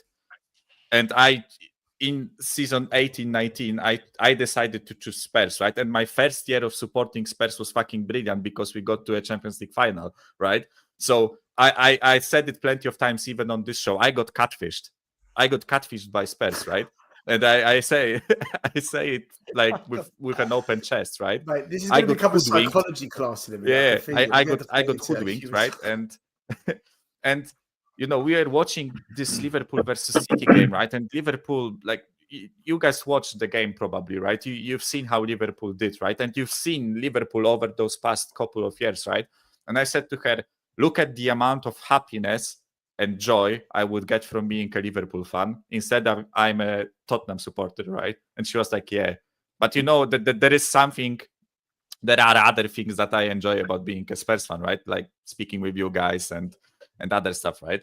But honestly, like from footballing perspective, I'm gonna be honest, it wasn't the best choice, right? But I am. I have. You want me to be honest? I will be honest, right? It's a shit choice basically to be a fan from abroad, right? But this is also like. Listen, Mike, let it out, man. They're going to clip this. They're going to clip this. Mike, no, come on, people. Let him let it out. We're here for you, mate. We're all in the same boat. We're here. Come on, man. Let it out. It's a proper therapy class. This is like going to loads of people that have been through the steps before and going, don't worry, mate. Come on, follow. I'll show you the way. I'll show you the way, mate. It's all right. We've been there. As a foreigner, I made a shit choice. But how else do you put it, right? How else do you put it? I chose a cup. How else do you put it? That's just it. How else do I put it? I chose a cup that was like this close to a title, right? Twice, right? Then they got to a Champions League final, right? And I, as a foreigner, keep in mind, I didn't have like much football knowledge about like context and whatever, about like Spurs not winning and this team winning and that team this and that, right? So I, as a like football amateur, right? I have seen Spurs, right? I really like the players also, right? I have to say that I chose Spurs because I really liked Eriksen And Eriksen was the reason why I chose Spurs, right? I really liked watching Eriksen. And I've seen this team with like a world-class striker, world-class or not, but a class left winger, right? A class center attacking mid. And I looked at this squad and I was like, yeah, they will probably win something. Like, again, I didn't know the context, right, at that point. So it's like, but it turned out to be a shitty choice from like sporting perspective, right? Because I say it plenty of times. I like from the outside looking at Spurs, I always say they look like a giant that's asleep but doesn't want to awake, right? It doesn't want to wake up. It's so stupid for me. It's so ridiculous when I watch it like as an outsider, right? And maybe there is like that bit of hope that I get to witness that waking up, right? But I know it's like deluded hopium, right? As Dan said, I better like jump on opium than hopium, right? Because Mike, I just want to say I'm here for you, mate. If you ever need to talk, give me a call. Isn't this whole post-match thing a therapy session for all of us, right? I know we focused. I said at the start of the show, this is not therapy. We're not going to do what the others do, and we literally went into the most deepest therapy session I've ever seen. That. It's right. Michael's whole life on Spurs. Listen, we're going to move it on. Michael, you just got a whole half an hour of a show dedicated to you. I'm surprised myself, honestly, guys. Thank you. I don't know what happened. What I asked was, are you still on the fence? And it just... it just all came out. I think he just hit his... it kind of came out, right? When... How do I put it? There's only a saying for you. And I think everyone goes through it at one stage and it's got you. And you're like, what? You're just like, it got me. Spurs got you. Right, people have tuned in, right? People have tuned in to thinking, let's see what they've got to say about Spurs. And they're like, and then I was 13 years old, and my school teacher said to me, and he's like, what? What's it about? Who's this? Still, can I sum it up to Michael very quickly, as probably the senior fan on here? Michael, in 30 or 40 years' time, you will look back, remember this night, and remember I said to you, supporting Tottenham is character building. Always remember. Building. Mate, you did become immune to pain. Yeah, that holy grail in like 30 years when I witness my first Carabao Cup is going to taste like the best wine I ever tasted, right? That's the hope I get with this fucking club. No, but honestly, just quickly to jump off the fence, right? I am sick of this manager and the way he utilizes this team. And honestly, this Fulham game is like a nail in the coffin, and a real nail in the coffin will be Bournemouth. Because with the amount of players we have missing too, right? Bournemouth will fucking rip us to shreds, right? The game against Bournemouth will look the same like this one did, except it would be like 3-1 or something stupid like that, right? Physically, Bournemouth will bully us, I think. As well. They're a strong. Fulham did so today. Like Fulham were bullying our forward line like plenty of times, right? It's like Iwobi turned into Lionel Messi in the second half. Do you know what I mean? Anyway, let me do a couple of super chats quickly, and we'll get back into the game, and that's it. The Michael section's over. Marlon Blade, thank you. Says the loud Ange ultras are hiding huge fan apathy. Well, where are they tonight? Because the other night they had so much to say to me. I'd like to see them come on tonight. Phil says, big up Phil. Please buy Michael a drink. Phil, Michael is coming to London for his first ever Spurs game in March. I will take your super chat against Bournemouth at home. I will take your super chat and I will buy him a drink. There you go. I promise. And you're going to need more than $9.99 if you want to get him a beer up London. That's how tight Stell is. He won't buy him a drink, but he'll use your money to buy him a drink. Well done, Stell. How hospitable of you. Mate, I learned from Levy. Levy taught me everything I know. I'm just the game, right? So, let's go to the game. Somehow, I don't know how, but it happened, and we've got to give him credit because it's only fair. In the 54th minute, Fulham came out looking really good second half. We looked lackluster. No changes were made by either side. I thought Adama Traore might come on for them and get into us. He didn't come on. I thought Kulu might come on and try and stabilise the game, but there were no subs. 54th minute, Fulham missed a lot of chances and we made them pay against the run of play. Ball went out wide to Werner. Werner with his custom cross across the box. And there he is again, Johnson with his, well, it's quite consistent short range goal, tap in, call it, or just gets it on target. Are these two our best two partnership players in the attacking lineup that we've got, guys, at the club? And I'm being honest. Are Werner and Johnson the best attacking partnership we've got for goals and assists combined at the club? Shut your channel down. Listen to what you're saying. Shut your channel down. When you look this season, Werner to Johnson, this isn't anything new. I mean, I'm not saying, I don't listen, you know me, I want them both at the club. Even if Johnson scores 15 goals, I want him out. But you see, as a partnership, we have to put some respect on it. Yeah. Johnson, I still don't rate him as an overall player. I don't think he's good. But you can't really fault him at the moment for the fact that he's doing what he's meant to do. I know he does nothing else in a game, but he's still scoring goals, which is more than our main striker does. So at the end of the day, I don't know about the Werner bit, but Johnson's doing his job at the moment. He's scoring goals when nobody else is really. So you got to give him that bit of credit there. But for the rest of his play, the rest of the game, though, I mean, he was probably one of the worst players out there, bar the goal he scored. Dan, as a partnership that creates for one and the other one scores, okay, as a partnership, what is a better partnership that we've currently got in the attacking lineup of all the players when they're fit that actually, as a partnership, deliver?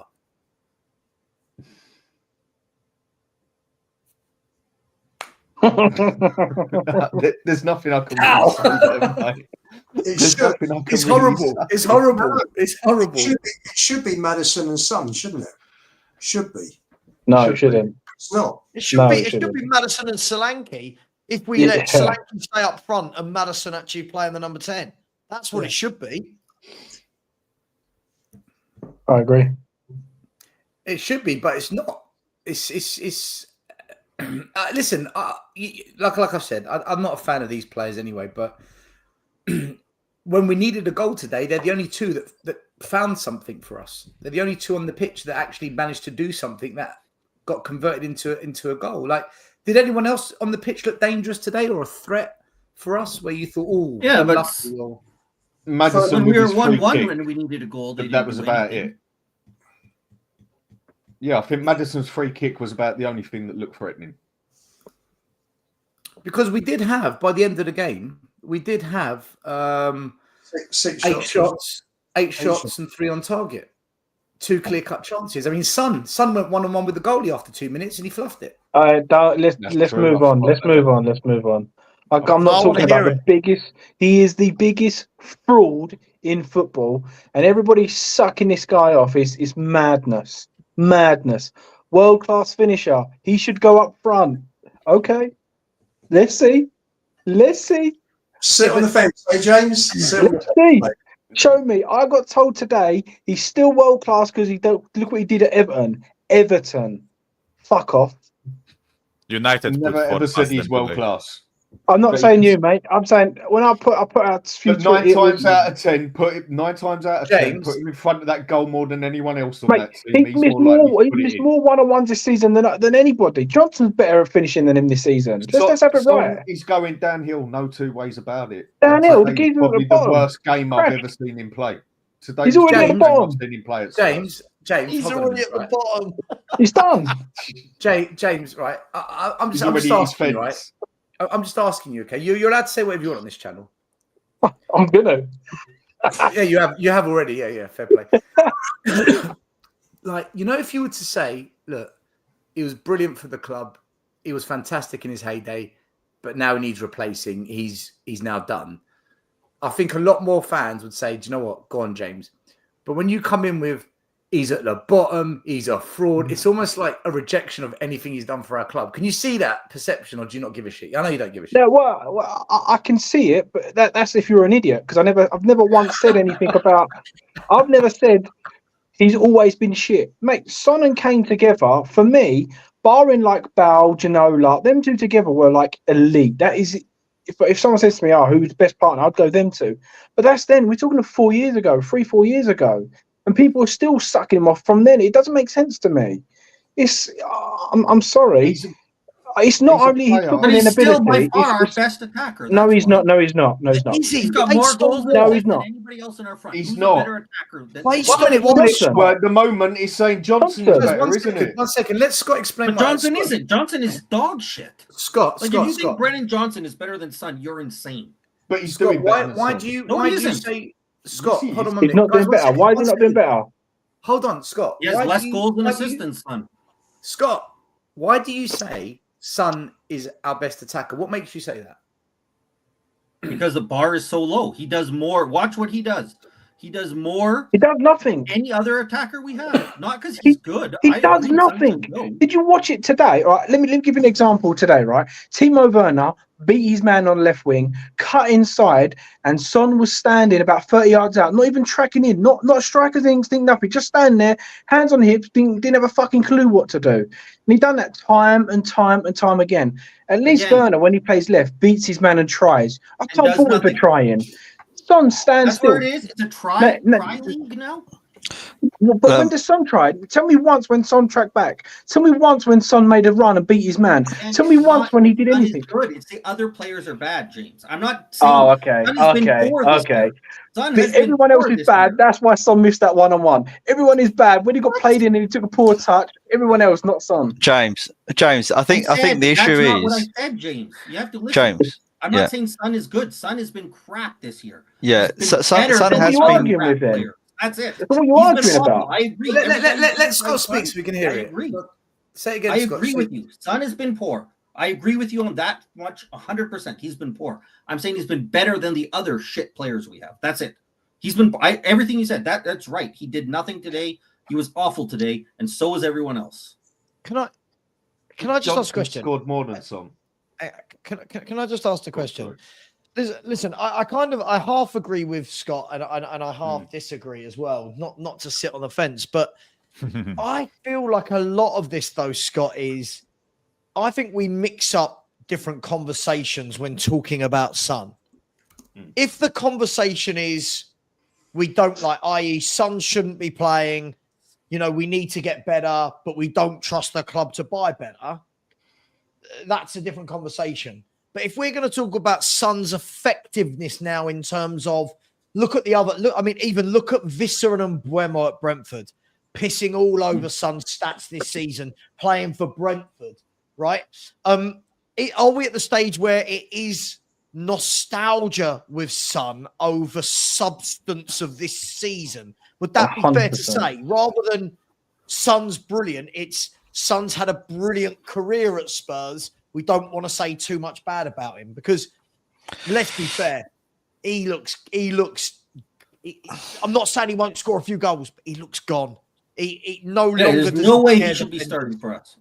Yeah, I look, agree, Son. I agree for this season. However, I've just literally been looking at Son's stats for the last 10 years.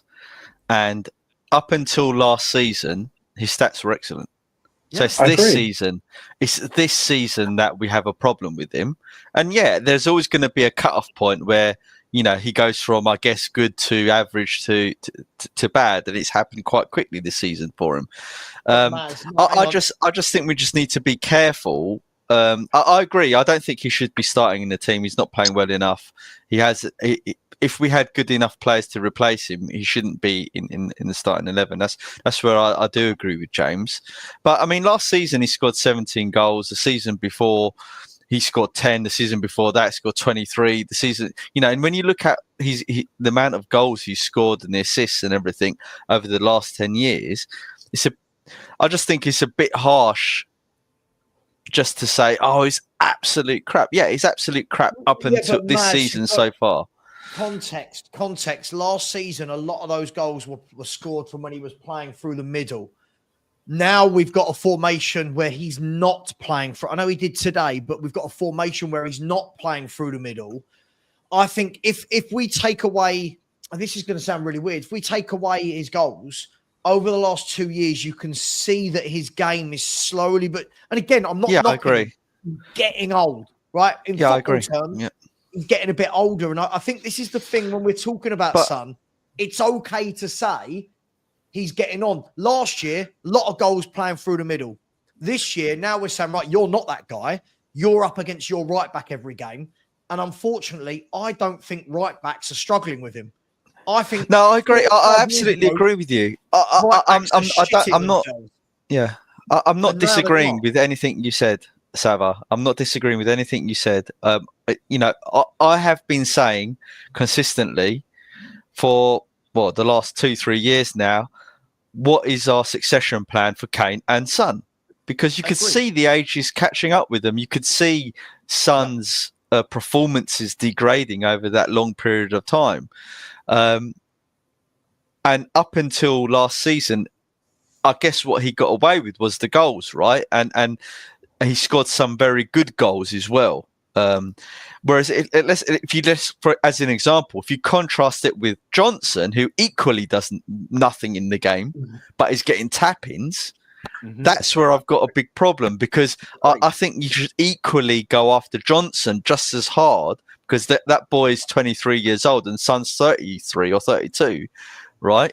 And he's you know, Son's at the tail end of his career, and Johnson's effectively just starting his career, and he's crap. You know, look, I agree with you, but the difference is goals. The difference is, I think most people, I'd like to think everyone on this panel is sensible enough that we acknowledge, do we rate Brennan Johnson as a footballer? No. But can we acknowledge that he's got very good output this season? Yes. And again, a lot of football fans can't separate one from the other. His output this year is very good, whether we rate him or not as a player. The difference is, Maz, you're spot on.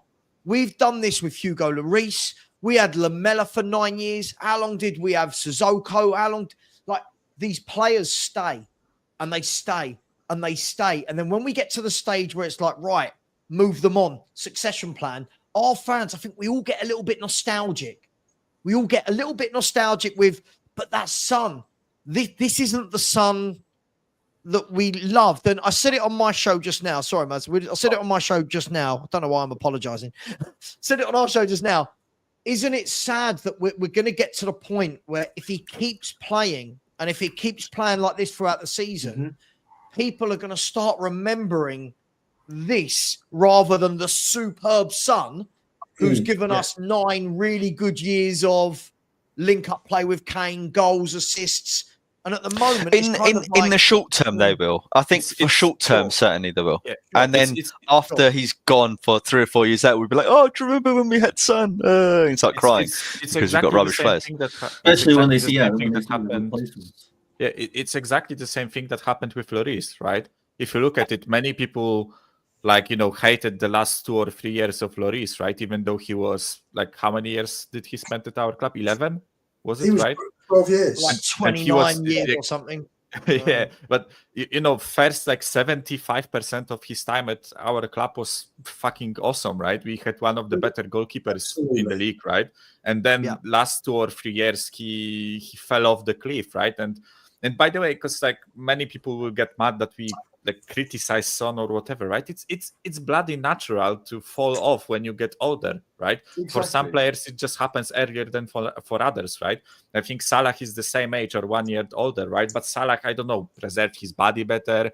Of course, is a better footballer. I don't think anyone will disagree with it, right? But Salah just adapted better, right? There are freaks like Messi or Lewandowski, right? But look at not many players are still at the top level when they get to 35 or whatever, right?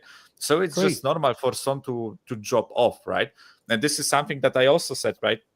You either prepare a succession plan if you are a normal club, not Tottenham Hotspur, right? But if you are a normal club, you prepare a succession plan for that player.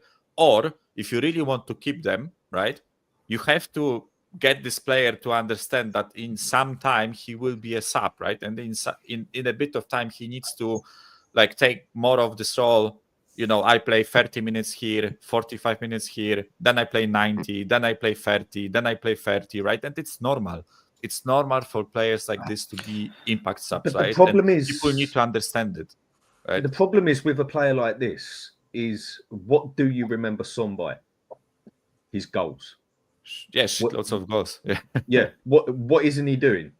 Scoring goals. Scoring goals. Yeah, but that is I literally think, what he is known for. And I think the other thing with Son is a lot of people, when you say Tottenham and you say Son, straight away you think of Son and Kane. You don't necessarily just think of Son as such, whereas a lot of people would just think of Kane straight away. With Son, it's more the link up with Kane, how I see a lot of people react to it anyway, yeah?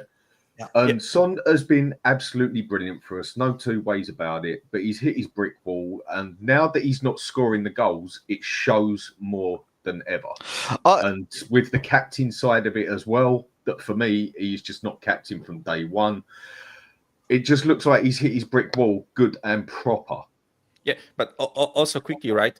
If he became like a sub, right, and we used like we just imagine this like beautiful scenario when we actually have like a young, promising up and not like Mikey Moore young, but like 23, 24-year-old, like a really good winger that takes his spot, right?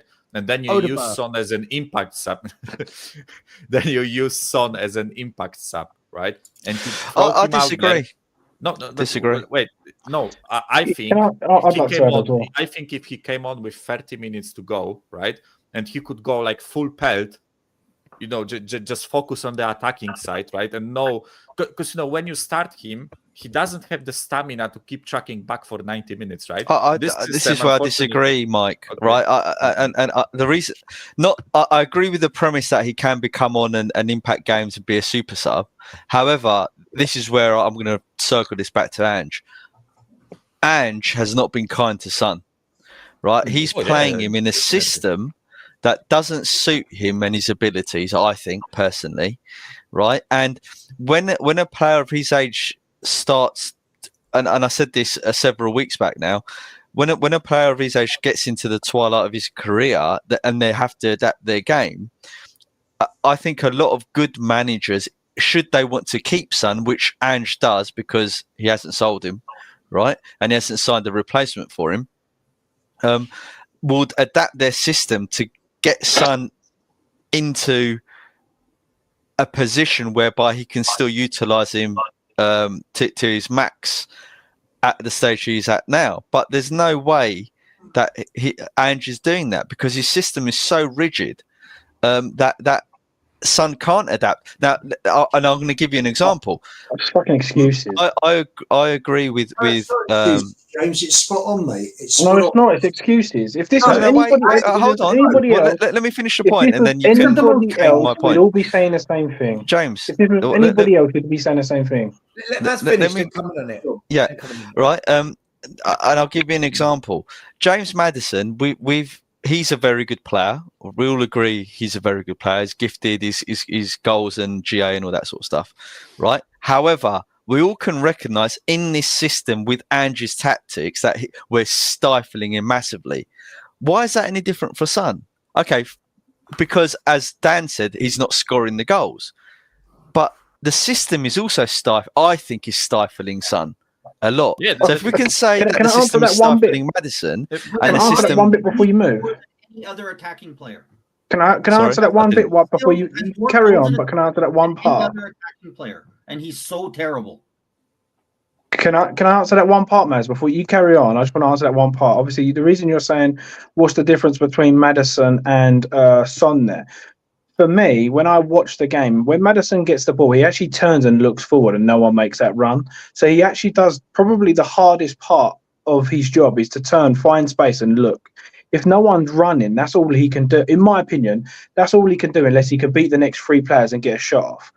The difference for me between him and Son is Son had the one-on-ones that he's missing now. He's getting half chances where you think, oh, okay. He's getting the one-on-one positions where he's left wing and he's got one man to beat and deliver a ball. And he doesn't even attempt to. What he does is he cuts back and plays the ball back to Maddison and say, find somebody. But then he stands still. So for me, listen, like I said, Son for me is elite. He's one of the best players I've seen growing up as a Spurs fan. Like he was so good. But I'm sorry, people hanging on to this Son train now. I saw him today and I was in Savage chat and every time he touched the ball, he either gave the ball away or he stood still. He didn't make a run. He didn't shut anyone down. He didn't try to beat any man. So it's like, oh, well, Son was a hero. Just give him a pass. You don't need to work hard. You don't need Son. No, unfortunately, if you're in that position, then you can't be calling out the club for being 8th in the league, because you've got someone that deserves to be 8th in the league. If you want someone better, then fair enough. But I don't understand it. For me, I agree even with that, Timo, though, James. even Timo Werner today. Listen, I'm not saying he's good. And I said the moment we signed him, I said that's a shit signing. People said to me, "Oh no, he's going to fill a gap. It's a good thing." At least he's got the courage to try and beat his man. At least he tries. At least he works hard. I agree with Son that, doesn't even James. work hard. I don't get it. James, my point isn't that Son is playing well. I'm not saying he's playing well, and everything you said is correct. Exactly what you said he is doing, right? However, I'm just making the parallel that if Angie's system is stifling certain players, and not just Maddison, other players in the team, then I think it would be logical to assume that it's also stifling Son. And given the fact that he's playing so bad and he's getting older, it's making it even worse. Where my beef with Ange is, one, putting aside his tactics, is that he's orchestrated this whole squad. And it's one of the worst squads. Well, I think, I've got to be careful what I say here. I think it's such a poorly put together squad for the volume of money he's had over these 2 years that he's made so many problems for himself, right? That it's hard for me just to look at Son and just isolate him because of what Ange has done. But how can he be isolated when he's had those one-on-one chances? He's had the opportunities to score goals. He's had those. He's been in that position, and yet he does nothing. Because generally he's the only one who's ever in that position, though. He's been a one-on. Yeah, but he's missed loads of one-on-ones this season. Yeah, he's but he's the one getting in that position. Yeah, but he's the one getting into that position, James. So we're going to knock him for that. So when he gets into that position, that's credit on Son. When he misses them, that's negative on Ange. Yeah. I'm sorry, it doesn't make sense. No, that's negative on Son. That's nothing to do with Ange. But what I'm saying is, at least he's the player who's getting in those positions. How many times has Solanke done that? How many times has Solanke done that? But what I've said the same thing about Solanke. I've said the same thing about Timo. I'm just counteracting your point. How many times has Johnson gone through one-on-one? He don't. That's the problem. He's just that wider does nothing. So, I think. But how can Ange be stifling Son, and yet Son is getting all of these opportunities, these one-on-ones. He's had time and time to beat his midfielder. That's all Ange's fault, not Son's fault. I'm sorry. You have to give credit where credit should. Because I'll tell you why. I'll give you reasons, right? Because Ange is so rigid that he never changes his system. He's so rigid that he won't even drop Son when he's playing bad, right? So those two are pretty bloody big reasons. I mean, when Son wasn't playing well, was it under Conte or Jose? I can't remember now. Well, he was injured for one season. Yeah, but there was a period when Son wasn't playing very well, and I think it was Jose or Conte dropped him, right? Conte. Yeah, right. Then Son he came back and scored like a hat-trick against West Ham, right? Like that, right? That for me is a manager at least extracting something out of Son when he said, "Look, you're playing crap, mate. I'm dropping you. If you want to get in the team, you better start scoring." And he eventually did. Okay. All right. Well, on another side, then. I'm different. I'd rather not sit here and hope. On another side, wouldn't any other team, let's say big six team, someone you look on as a big six team, someone you look on as a big club, wouldn't they have already sold Son 2 years ago? Or bought a player to... You can't say that, Dan. Dan, you can't say that. I'm asking Dan, can I agree with you here? Dan, can I agree with you? Somebody about, I don't know, this debate's been going on about 9 hours. Somebody about 8 hours ago said that this is purely now at the stage where it's all about finance rather than player ability. And I think there's a degree of that. If Sonny wasn't bringing in what he's bringing in from the Asian market and the revenue to Tottenham, and I know that's not up for us to decide, but would he still be at Tottenham Hotspur? Because again, you're right. No other. I'm trying to think of examples of another club, the Big Six club, that has kept a player that was once their main man, but is now dwindling, and they just kept him and kept him and kept him. I don't know if anyone can think of one. No. You always got rid of them a year before they went downhill when Fergie was there as such. Chelsea, exactly, the yeah. minute the player didn't look like he was on fire, baked potato, see you later, mate. Man City, another one that do that. They seem to get rid of them while they're still at a peak where they can get money from, but they know they're going to start dropping. I think Son in a lot of, well, someone says Ozil there. Yeah, they tried to get rid of Ozil, but he refused to go. That was the other thing with that, and they had to buy him out, wouldn't it? But a lot of teams would have already would have moved Son on by now, why they could have still got 70, 80 million for him. You know, the biggest sign for me that he's lost it is the work rate. If anyone defends his work rate or anything like that, I'm sorry, you're fucking clueless. No, there's a difference between stamina and work there rate. like a headless two chicken. different things. No, he doesn't, and he didn't do that today. But he looked no, he didn't, and he looked absolutely knackered. He was running about like a headless chicken, yeah. But that doesn't mean his work rate's gone. Yeah. That means his stamina is. Same thing then. All right, no, stamina it's not. then. No, it's not. Work rate and stamina are two different things, mate.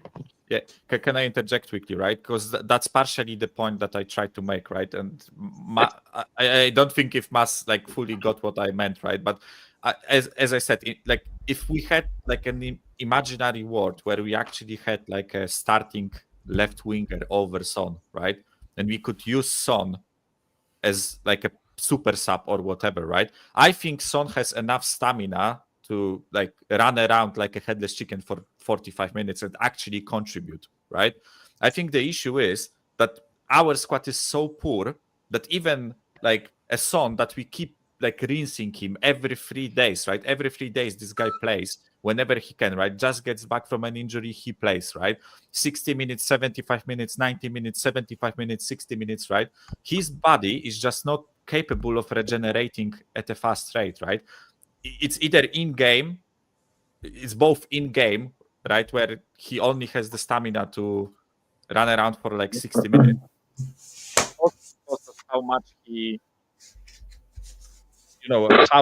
how fast he regenerates between games, right? So this is actually the point I wanted to make, right? I think if we had like, I don't know, like, just for argument's sake, Nico Williams, right? Just for argument's sake, right? I know it won't happen, but if we had Nico Williams, who was our starting left winger, right? We could then use Son as a guy who starts a Europa League game, then plays like 45 minutes against a Premier League side, then plays 30 minutes, right? Then gets rested. And I think we would much better manage him and actually allow him to flourish and allow him to show what he still has in him, right? I still think even though he's not like as fast as he used to be, I still think he's fast as fuck, right? I still think he can burn most defenders on a pace if he is rested and actually like has the stamina to run, right? I think the issue is that he runs so fast out of stamina that we cannot like utilize his strongest side, right? So this was like what I wanted to say, right? If you really don't want to sell him, which our club clearly doesn't want to sell him, we all know why, right? So then buy a starting left winger and use him properly, utilize him properly, right?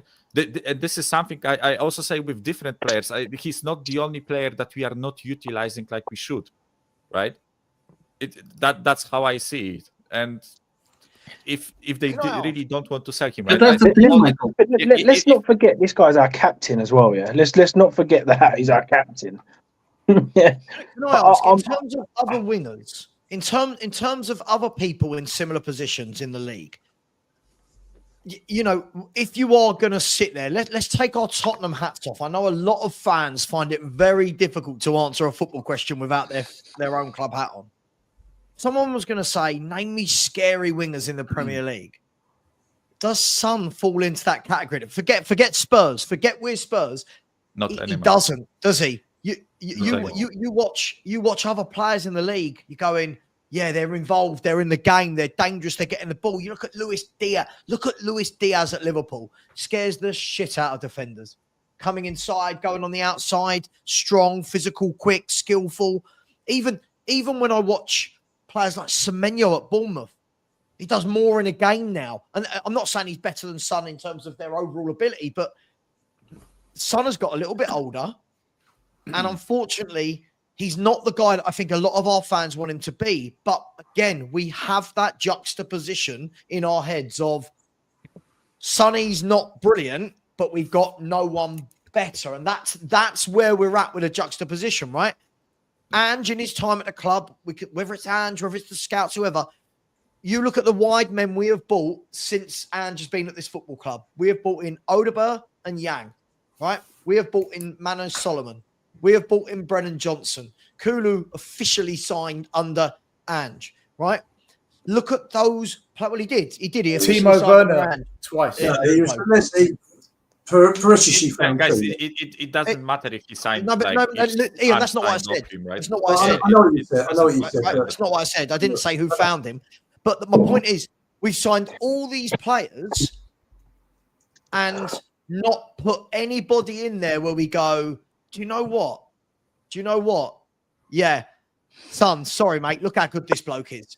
What we're doing is we're flogging. No, I don't want to be rude because he's been as fan. We're flogging a dead horse now.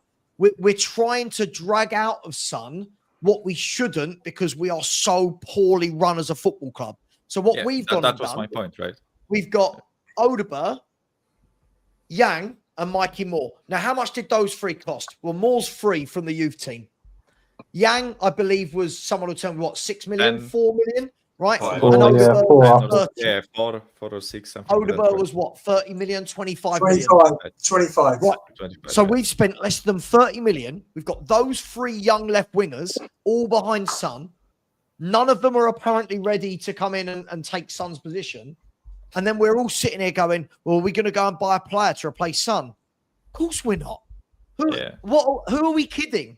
We're not going to go and buy another left winger. That's not what we do. We're going to milk.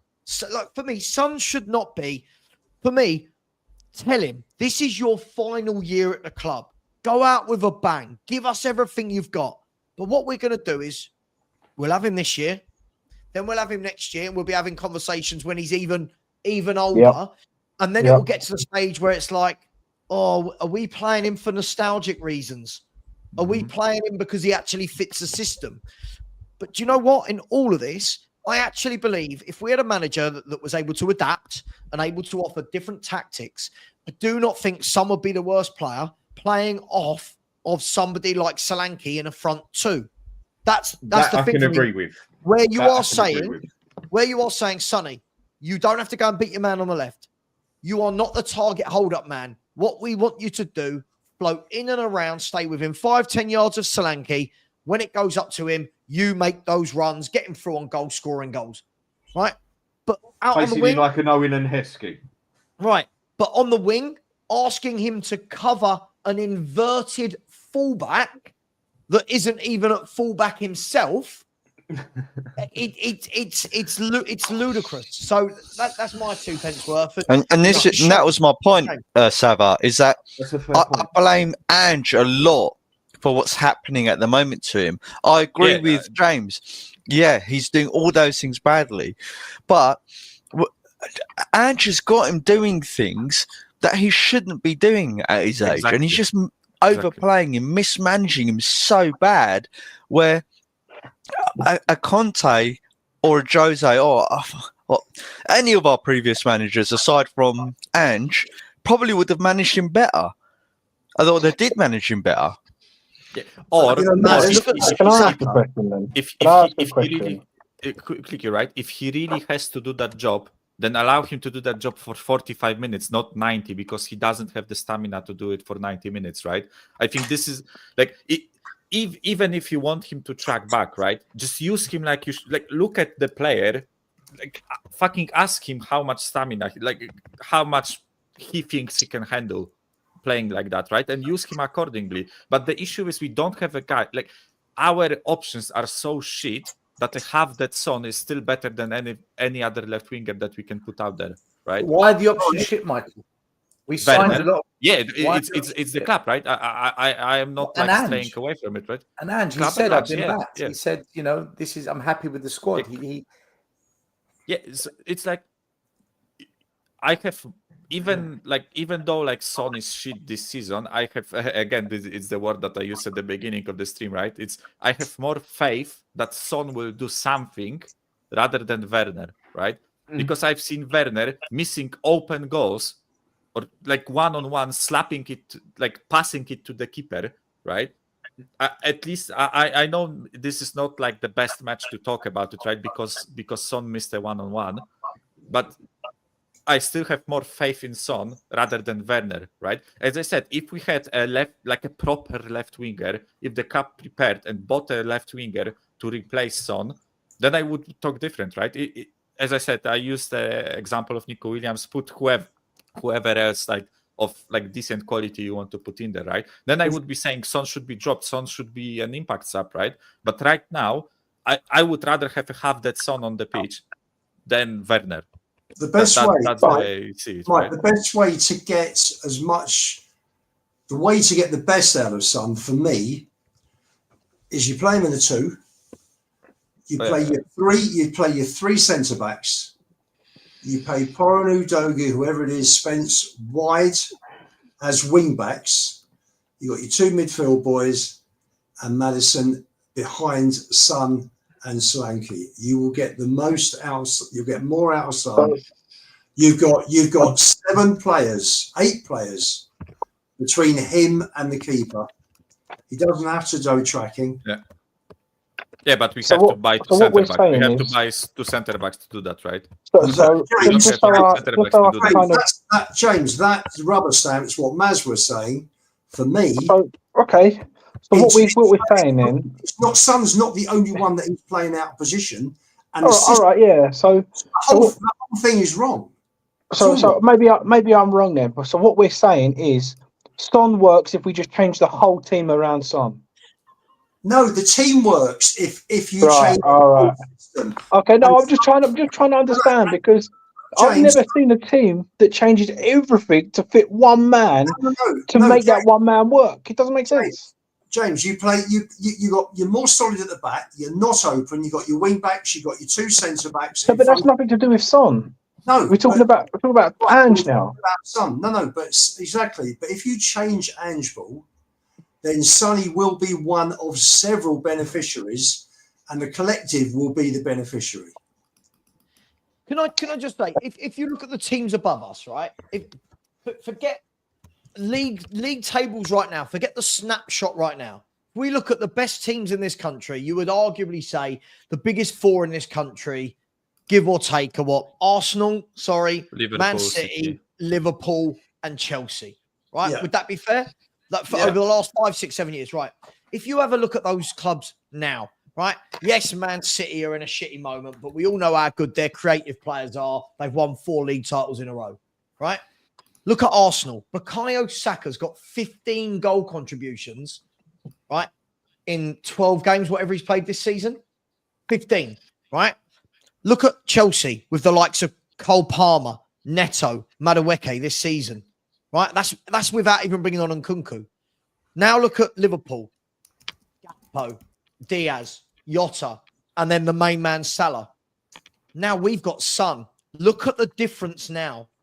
And I'm not knocking Son because once upon a time we're talking about him in those echelons. But right now, look at what those clubs have got, and those clubs are clubs we're talking about challenging.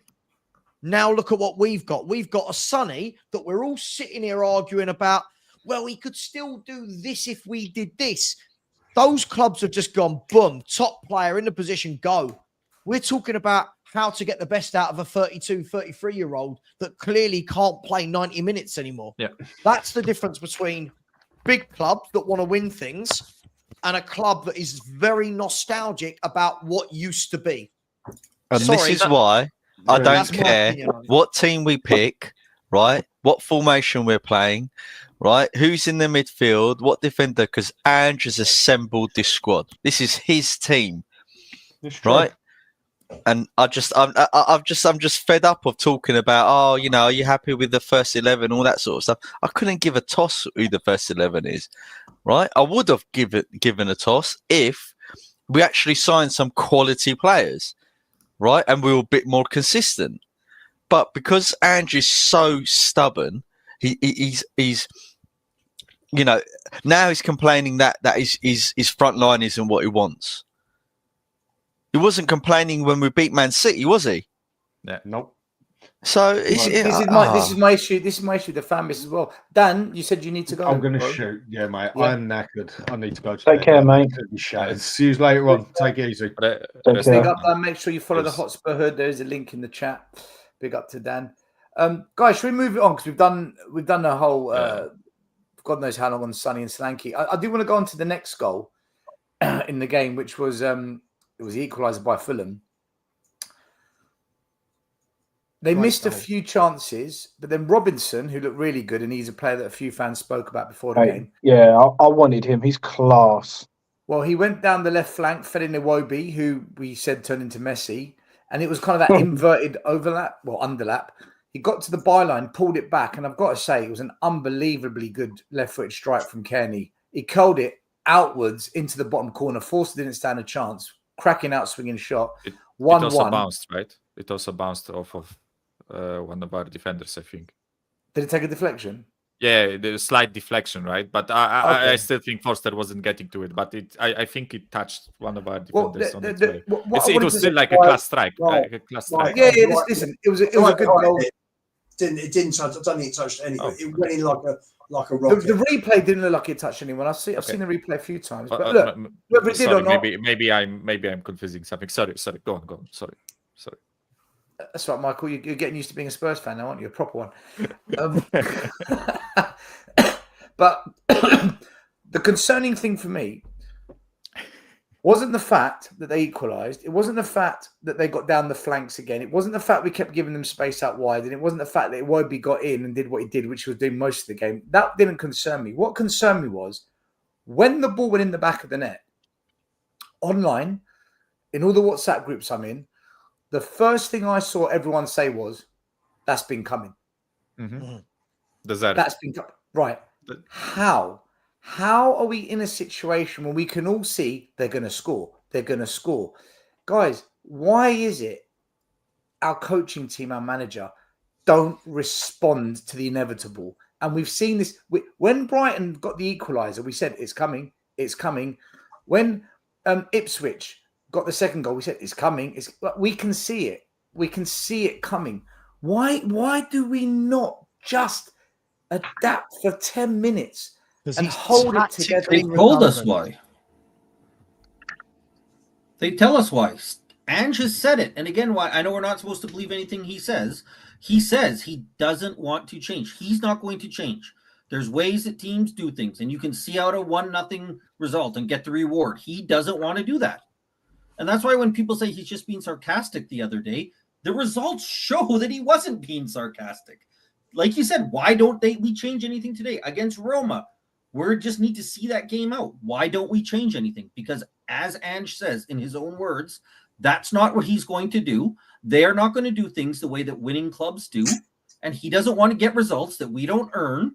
So we're going to stay by our way. And if we don't win that way, that's okay, because we're going to do it our way. And so I know we're supposed to just ignore him and imagine that he's being sarcastic, but he consistently shows us on the pitch that those words that he says are what he actually believes in. Do you guys agree with that? Spot on, Scott.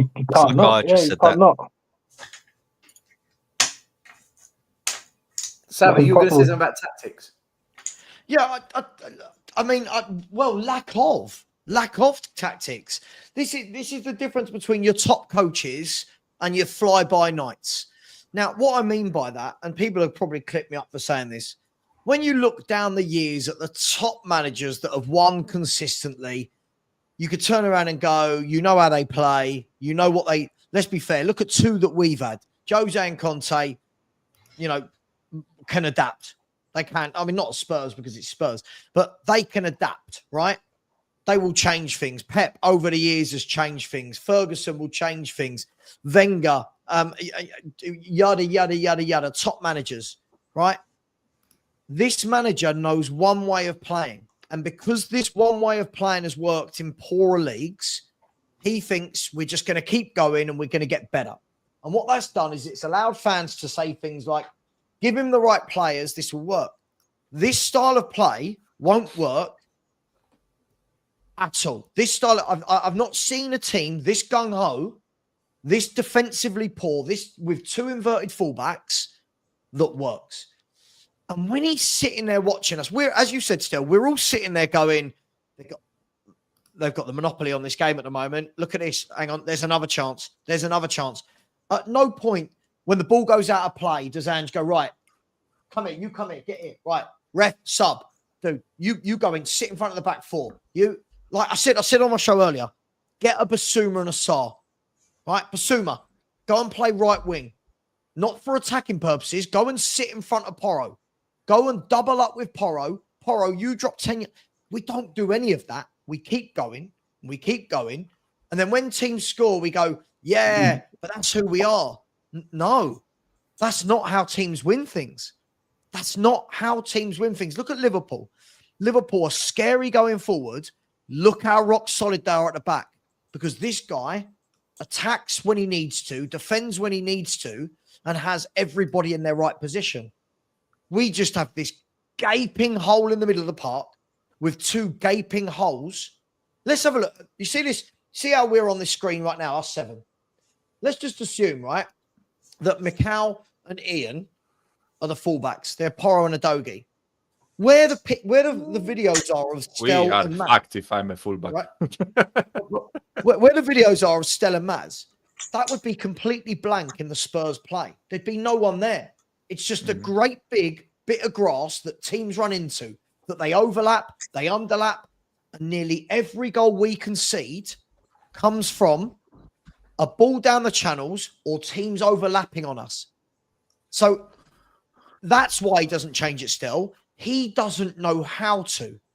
He doesn't know how to. And I don't care. No, he does. He does. He showed at Man City. No. That was. Hang on. Let me. It's a vanity project, sir. You said that earlier. Ian, it is. It's a vanity project because that's all he knows. At Man City, I said this before the game. We can talk all day long about changing tactics v City. Against Man City, they have the football. They dictate that you have to play a back four that's flat. They don't allow you to have inverted wingers because they have 60, 70% of the football. So when everyone said after, he's changed for Man City. Well, no, Man City pinned us in. Right? Exactly. For how good we were against Man City, for how effective, Man City pinned us in and meant that Porro and Adogi had to play as fullbacks, meant that the wingers had to come back and drop deep. Now, every time now we're playing a team that doesn't have that much of the ball, Roma, Fulham, Ipswich, whoever, we go back to normal. We go back to type. We go back to inverted wingers in fullbacks and leaving space in behind. And this is why we all said, sorry for the rant, but I do need to leave in a minute, right? We all said, let's see, was it changed because it was forced by Man City or was it forced by Ange? It was changed because Man City dominate the football. Man City, let's be fair, they had 20, as bad as they were, they had 23 shots, right? And pinned us into our own half. We transitioned brilliantly. But when we have more of the ball, right, we look very one-dimensional. So I don't believe, Ian, that I don't think he can adapt in any way, shape, or form. I don't think it's in his fibre. I don't think he wants to adapt because I think he's so built his reputation now at Spurs on being it's who we are. We don't care. We want to entertain. I'll let you know now. I'm not entertained. I don't think we play good football. I don't know where this narrative that we play good football comes from. Apologies, I've waffled. I do need to go to bed. I've streamed since about midday. He isn't for me. I don't rate him tactically. I don't rate his talent ID. And you know what? He keeps winning just enough games to not be under pressure. He keeps winning just enough games, and that's why I reckon we'll win one of the next two. I do. I reckon we'll win one of the next two, and he'll do just enough. Just enough. Big up, Sava. Thanks for being part of the show tonight, bro. Take care, mate. Take care, guys. Cheers, Bye-bye. sir. All the best. Just got a couple of super chats, and then we'll get everyone else's opinions on it. Fax FC says Son has money in the bank. His miss versus City last season. To be fair, that miss did give Man City the title instead of Arsenal. So, James, you owe everyone an apology. Tommy. Oh, it's the performance ratings of the panel. Here we go. The ratings are in. Stel 7.6. I'm up from last week. Scott M 6.9. Maz 8.6. Michael 7.2. Sav 8.1. Ian just scraping the 8. James Flowers 8.2. Man of the match. Maz once again tier 1 from Tommy Castillo. That's 2 weeks in a row. Tommy's giving it to Maz. There is a bromance beginning, people. There is a bromance. Yes. So what you are saying is that's Maz's alter account, right? Yeah, that's I'm paying to nominate myself. You know what they're saying there about, like what you're saying there about Ange and stuff, about not being tactical or being able to change. I agree. I don't think he has been able to change, because if he would have, when you go 2-1 down or 2-0 down to Ipswich, you adapt, you change. Out of desperation, you change. You think, you know what, shit, let's do something. And he doesn't. I think our players are good enough to get you certain results. I think the Man City game is still a big game to the players to get an extra 15% out of them. And therefore, that's the reason we're getting, just like Sava was saying there, just enough. My reasons for keeping Ange in were always the same. Like I said it on your shows loads of times, was always about hoping that there'd be a blow up and getting it that way. But unfortunately, it's just too much now. You can't live with that shit. It's too much. He's just self-destruct at its finest when it comes to Ange. It just doesn't make sense. And then he comes out 1 week and says one thing, the next week something different, the week after something different. When we beat City, just before that, we played Ipswich, and he said, maybe I need to look at the drawing board, or I need to do something different. And I thought, hopefully this is that point where he goes, you know what, it doesn't work. And today was the most inverted I've ever seen our fullbacks, like ever. So I just don't get it. I really don't get it. I was saying on Sava's show, it was clear to me just watching the game, the amount of space that was being given out wide was unbelievable. Even in the dying minutes with 10 men, Adogi loses the ball and Wilson went running half the length of the pitch. All that space was there for him. How have we got the extra man and that space was there for him to run into? He skinned Davies. And let's be honest, if Dragusin didn't scoop that ball outside the goal line, there was a Fulham player there ready to put it into the back of net. 2-1, it would have been absolute mayhem in that stadium. Throughout the whole game, they kept doing the same thing. Get it into the midfield. It was 1, 2, 3 passes, almost like a W shape. And then it was right. Now get it wide because we've drawn the midfielders over. Or if they got it wide and then the midfield shifted, they'd do a long switch of play to the other side of the pitch. Right, now we've got on this side. And they were constantly looking for that space down the flanks. And the whole game, it wasn't like 15 minutes, 20 minutes, 20. For 90 minutes, we said, there you go. Exploit the space. We'll give it to you. And not once did Ange say, I need to shut that down. I've got to nullify it. And it just blew my mind, people. It blew my mind that for 90 minutes, no one in the management team, coaching staff said, we've got to shut that down. They are ripping us. And that's why I, for so many weeks, have said, this manager, for me, he has to take the blame for 50% of what's going on. The other 50%, I'll always put it on Levy, because this always happens under Levy, and I will never let him get away with it. But this manager, my mind boggles when I watch us play at times why he can't just shut certain things down and nullify it. I don't get it. So, I don't know what you guys saw, but that's what I saw. He is here for the season. Levy has not only invested more money in this manager than any of the others, he has given him more autonomy regarding the players that he buys. Again, more autonomy than any other manager. So this is something that Levy, I think, is probably desperate for Ange to do well. He is, I'm sure he must be aware that after 16 managers and 4 interims in 24 years, everyone's getting a little bit weary of this now. And I think I no doubt he will give Ange this season. I've actually heard, don't know where you heard that, but I know somebody in the club and I've heard the complete opposite. Ange didn't know who Odeberg was. Ange didn't know who Bergvall was. Ange didn't ask for Gray. Let's not kid ourselves. No. Spurs were looking at Gray from December last year, which was months before Ange joined. Exactly. So how is this Ange getting the final say then when all of these players he didn't even want? Well, he wanted Mickey, Maddison, Dragusin, Solomon, Johnson, Solanke. Not so sure about Phillips or Yang or Odegaard. So don't get me wrong. I think he's been back more than most managers. I do agree, but I definitely don't feel like he's been backed. I think but they're one in the same thing, James. I'll tell you why. Because I know we've had this discussion before, James. So sorry, but my view on it is that because Ange is parroting the narrative of Levyism and Levinomics, therefore he's doing Levy's bidding. So whether it was Ange who said yes or Levy who said yes, they're one in the same thing. If none of these players that he wanted, or half of them he didn't want, then I thought Ange was meant to be this guy who was like, oh, Ange would walk out if things weren't going right. Ange is his own man and all this sort of stuff. So I just don't buy any of it.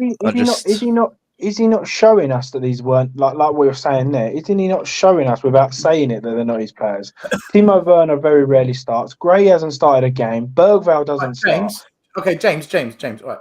Let's just for argument's sake, just to move on to a different event that happened to point out that Ange is very suspect. Let's say that the club signed most of these players, so he's dealing with what he's got. Let's just pretend that, or let's just agree on that for the sake of this conversation. Yeah. They go down to 10 men.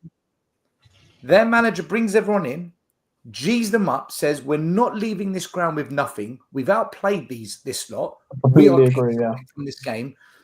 Back 5, 3 in front, 1 up top. Squeeze it, make it difficult. If we get a chance, break down the wings, but we're going to have to play a more defensive game, right? What did we do? What did Ange do? He made the most insane substitutions that the entire fan base said, huh?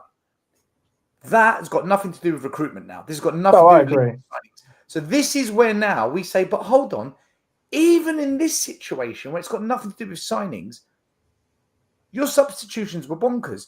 You need a goal. Agreed. You don't bring on the only striker on the bench. You need more attacking players.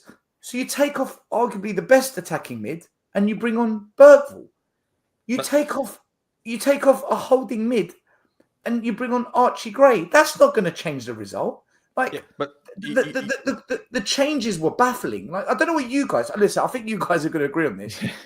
What the hell was he doing, man? Like, I was watching. Sorry, just one more thing. Yeah, go. I was watching the game with Scott M, because Scott M shared a stream with me so I could watch it because my streams weren't working.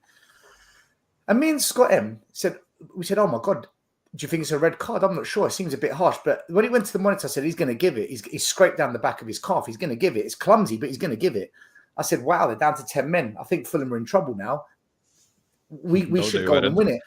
Well, we thought we should go on and win it. We've got the advantage here. When we saw the subs, Scott and I, we were laughing. It was a hysterical laugh of just, sometimes when you're so scared of something, you laugh. Or when something so ridiculous happens, you don't know how to deal with it, so you laugh. We were literally laughing because we couldn't believe what we were watching, man. Yeah, but it's for me, it's not only like the substitutions that he's made, but also like adapting. You are a one man up. You have like 15 minutes to score a goal, right? And the other team, because they are one man down, they will go, as you said, to a 5-3-1, squeeze it, right? What can you do from that point on, right? You can either try shooting from distance, or you can start lobbing the balls into the box, right? Tell Dragusin to play as a second striker or whatever, right? Like, tell Dragusin to be involved in the ball. No, but I mean, like, move Go to a back center three, back. Michael. Go to a back Push three. him forward. Leave Davis Udogi and someone else at the back, and tell Dragusin, because he's a big lump of shit, right, to go into the box and try to header a goal, right? It's a basic thing, and many teams do it, right? When you are chasing a goal and you have a man advantage, you tell your center back to go into the box, right? Or even when you play 11v11, you sometimes change things up, and a center mid, like a CDM, covers for a center back, and center back goes into the box, right? It's normal thing. Romero does it from time to time, but he does it on his own accord. I am sure of it, right? I am sure that Romero does it because he wants to, not because somebody tells him, right? But it's a normal thing to do, in my opinion. But this on top of the subs that you mentioned, right? Gray and Bergvall. Bergvall, listen, technically, I can understand Bergvall, not Bergvall coming on for Madison, but Bergvall coming in at all, right? Because like apparently he's a center attacking mid, so technically like he's a creative player, whatever, right? And it's not like we had much more to bring on, right? But why Archie Gray? Like, why isn't Will Langshire getting more minutes? Like, Michael, I know he's a 90-year-old striker. Michael, the only reason the striker came on is because Gray got injured. Otherwise, he wasn't coming on. That's right. Yeah, it's ridiculous for me. So this paired with like not adapting how the team plays itself, right? Because it was not only the subs, but also nothing changed about how we approach the situation, right? We played as if they still had 11 people. We played as if we were like 3-0 up, and it was like 5 minutes to go. Like I didn't see anything changed to adapt to the fact that they were one man down and we needed to score the goal. It's ridiculous to me, right? And it's like, because I was like listening to Sava when he was talking about like the tactic thing, right? Guys, watching Liverpool today with Arne Slot, right? I have to mention this, right? Liverpool today under Arne Slot, right? And I'm not saying if Slot was here, he would like do the same thing like Slot is doing, because Liverpool have a much better squad, right? Arne Slot's a far better tactician. But Roberts, he's far better, but also he does simple things, right? His fullbacks defend when they need to defend, and they overlap, right? Gravenberg plays as a 6, takes the ball off the defenders and moves on with it, right? McAllister and Szoboszlai play as 8s, right? His wingers do like inverted stuff when the fullbacks are overlapping. It's like, in principle, it's simple, but he puts nuances where he needs to, right? Doku came on today and was cooking, I think it was Gomez, because Trent got subbed off, right? He was cooking Gomez. So he put another player to help him out, right? And even if Doku dribbled past 1 or 2 players, he ran into a third one, right? Because they realized this is the danger point, right? We are just, it's so baffling to me watching this team, because I will keep saying this. I think this team is better than what we are seeing, right? We are just so stuck up our own ass with this tactic, right? We are so far deluded into like this. And I know it sounds funny, by the way. We saw it at Man City when he changed the way we play. He changed everything. But you know where that's why I mentioned it sounds funny with the whole like 30-minute therapy session that we had right at the beginning. That it sounds funny that I'm saying this right now, your right? session. But my session. But as I said, I gave him like a benefit of a doubt, right? Where I've seen City, but this game proved to me that nothing has changed, right? So it's like, no, okay, go on. Sorry, guys. It looked like we had no idea what to Right, do, how to play with the extra man. Yeah, everything's cool. But it's like you just gave up. You're like, do you know what? Why am I talking? Oh, fuck me. Like if you watch us, it's like they never talked about it in a training session. Okay, now we're up. It's 11-10. What do we do? How do we change? Like, they didn't change how, like Michael said, they didn't change what they did. Didn't look like they had any ideas. I noticed both times they put the ball in the box, it was Lucas Bergvall trying to fight with the center backs. Like, in what world do we think he's the one that we should have? Like, if nothing else, I don't want Langshire to be our option off the bench, but that's what we have. But the one thing he is he's a big kid, right? He's a big, strong kid. And if you want him to do anything, it's go fight with those center backs to knock a ball down in the box. It made no sense, the subs, and then even afterwards, what made even less sense is we didn't look like it. We didn't look like we did. And Fulham, like Still said, when Wilson ran back, they had the best chance. What you got to do with any low block, you got to pull the fullbacks as wide as possible to create the space in the middle. And we weren't doing that. That is something that I was talking a lot about last season. And when we were discussing tactics, and there was about half a dozen shows where we were going deep into the tactics by saying, "Oh, we think we've figured it out," and I kept saying, I don't understand why Ange Ball is meant to be this fast attacking football, whereby the wingers and like really stretch the pitch and go far up the pitch, and that allows the inverted fullbacks to cut inside. But our wingers are never touching the byline. In fact, all they do is they play really narrow, right? When we're doing our little horseshoe rainbow football, right? And every time we dive into the box, we're not doing that from a wide position. We're doing that from just inside the penalty box. And then we're going down the line and cutting it into the back post. And that's all we do, Ian. And you're exactly right. Why don't the wingers ever actually go down the wing? We never do it. I think Werner does. He's the only one. He's the only one. He's the only one. This is what I was going to say with what Stel said at the start. For me, I think if you're going to play Johnson, you have to play Timo Werner, because Timo Werner will hit that byline and drill a ball across, and Johnson is there to tap it in. So like you said about combinations, I think that those two have to sort of, if one of them starts, they should both start. But the thing that I didn't get is, if you've got someone like Timo Werner on one side, I would have brought Son off a lot earlier and put someone like Lancashire, who's a natural in the box finisher. Because if Werner gets down the line and does drill it in, at least you can have two options there this time, or one's going to be pulling the defender this way or that way, Whereas the biggest criticism of Ange I have is I feel like he doesn't even play the players that are best for his system. Like Son doesn't press from the front, so it's not worth having Son up front. If you're going to play those sort of one winger get in behind and cross it back, then play both of them and you have a poacher in the goal. Or you have Maddison playing as in like the cam properly, so he can find the two wingers. So for me, the questions on Ange are like, even your own system, I personally believe that he's not even playing his strongest players for his system, if that makes sense. Mm-hmm.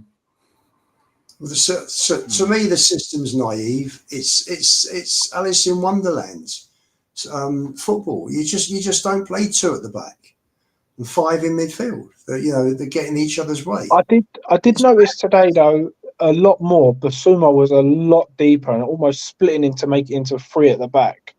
Well, I've got to tell you, James, Basuma was putting out fires the whole game. Yeah, I know. But yeah, I did notice a lot more that it's almost like, right, what I've done is I've put Basuma there, so now Porro and Udogie never have to get back. That's what I felt like he did. Well, look, we did lose the game. Both the subs didn't make any difference. It ended with Spurs having. We drew. Sorry, we drew. Beg your pardon, Michael. It felt like a loss, I guess. Yeah. We had roughly equal possession. We had less shots. We had less on target. We had 30 more passes. We had equal clear-cut chances. We had less corners. The other stats were the XG, if it comes up. We had this isn't the XG. It's the same as the one I just showed you. It's up there. It's up there in the 14 shots. Oh, sorry, yeah. That game, the Cottages also won the XG battle. Yeah, good spot. They had a 1.16 XG to our 0.65, so they basically created better chances than us, which means we are now currently on a 5-game streak of lose, win, draw. In 4 days' time, we've got an evening game away to Bournemouth. They're going to be up for it. They're going to be drinking after work. The atmosphere is going to be cracking. They're going to fancy it. We're going up there nervous, expecting I don't want to say it, things to go wrong, but these tend to be the games where we shock everyone and we grab a win. I'm not saying that's going to happen. I don't know what's going to happen. I never know what's going to happen. But then 3 days after that, we've got a Sunday game against Chelsea at our ground. What do you guys think is going to happen in the next 2 games? Sava thinks that Ange will grab a win because that's what he does. I'm not that optimistic. I honestly believe, and I watched the Chelsea game today in the background because I had it on the TV on Sky Sports. Chelsea look good, right? They look really good. They're not wow, but they look much better and far more organised than us. I think Chelsea beat us. I think Chelsea beat us, and I think Bournemouth. I think they. I don't think we beat Bournemouth, guys. I don't believe we've got it in us to go there with the current setup and beat Bournemouth. I think there's a draw and a loss or 2 losses coming.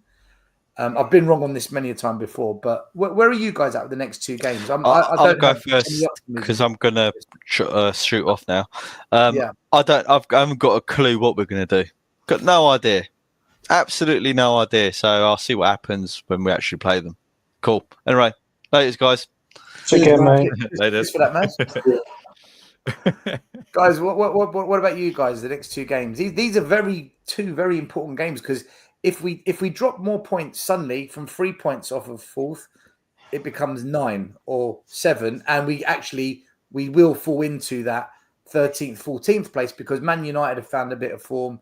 West Ham, I think the other team all they need is 1 draw or a win, and they go above us. So we can't really be dropping. We can't. We need to win one of them, surely. I think we will get a draw at Bournemouth. I think we'll lose to Chelsea. Yeah, that's what I was going to say too. Yeah. And Bournemouth is a game you should win. We can all say Bournemouth has got some good results this year against good teams, but when we're on a run of form like this, if you're on a poor run of form, this is the kind of game that you should win. And I don't have any faith. Scott, you're right. We're 3 unbeaten, aren't we? We are 3 unbeaten. In fairness, though, it's one of those games, like you said, that these are the games that you should win. They're almost the games that you don't want, if that makes sense. They're the ones that are like the crowd are going to be well up for it.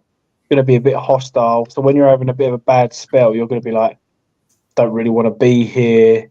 Whereas if you're kind of... Did Bournemouth win today? Yes, they won 4-2. They won 4-2 against Wolves. No, Wolves. Sorry, Brentford won 4-2. Yeah, 3 penalties in one game. Kluivert got a hat-trick of penalties. Did you see the guy in the crowd? Did you see the guy in the crowd? Which one? Because there was a lot of couches in that game. Kluivert takes his penalty and he takes his top off, takes his pants down, he stands in the crowd trying to put him off. Oh, the guy standing behind him, behind the goal. That was hilarious. That was hilarious. He goes to take his pen, takes his top off, pulls his pants down. He's like, brilliant, man. You love it. Yeah, but Ian, what do you think for the next 2 games? I think after not drawing for 16 games or whatever it was, I think we're on a run of draws at the moment. I'd say I think 2 draws. They're 2 draws. No, but it's how it runs. It's how it works out sometimes. I think we'll take it. I think we'll get a point on Thursday. Chelsea, you look at it logically, you look at it realistically, you look at thinking like we've got the sign over City, Chelsea got the sign over us. But we are due a result against Chelsea at some stage. The Spurs fan in me thinks like, yeah, we could go and get something. But my actual head thinks that I'd take 2 points right now.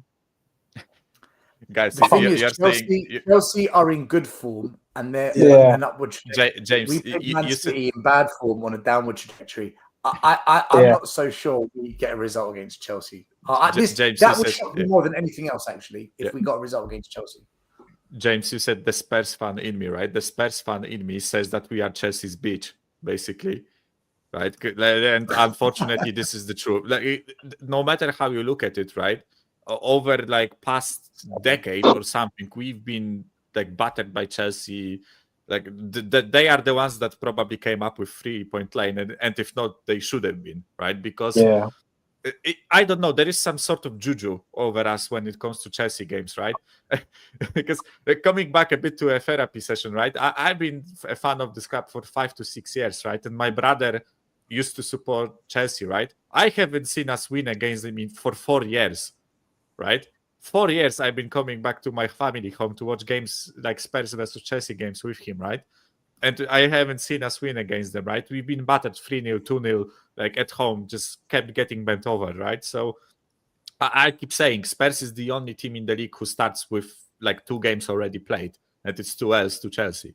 That's the way I see like this club and how we perform, right? So I am like fully confidently saying that Chelsea will win, and it pains me to say that.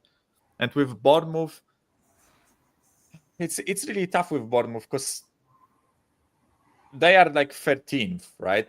But they are only 2 points behind us, and we are 7th. So I would strongly recommend people not to look at the league table position, rather look at how Bournemouth play.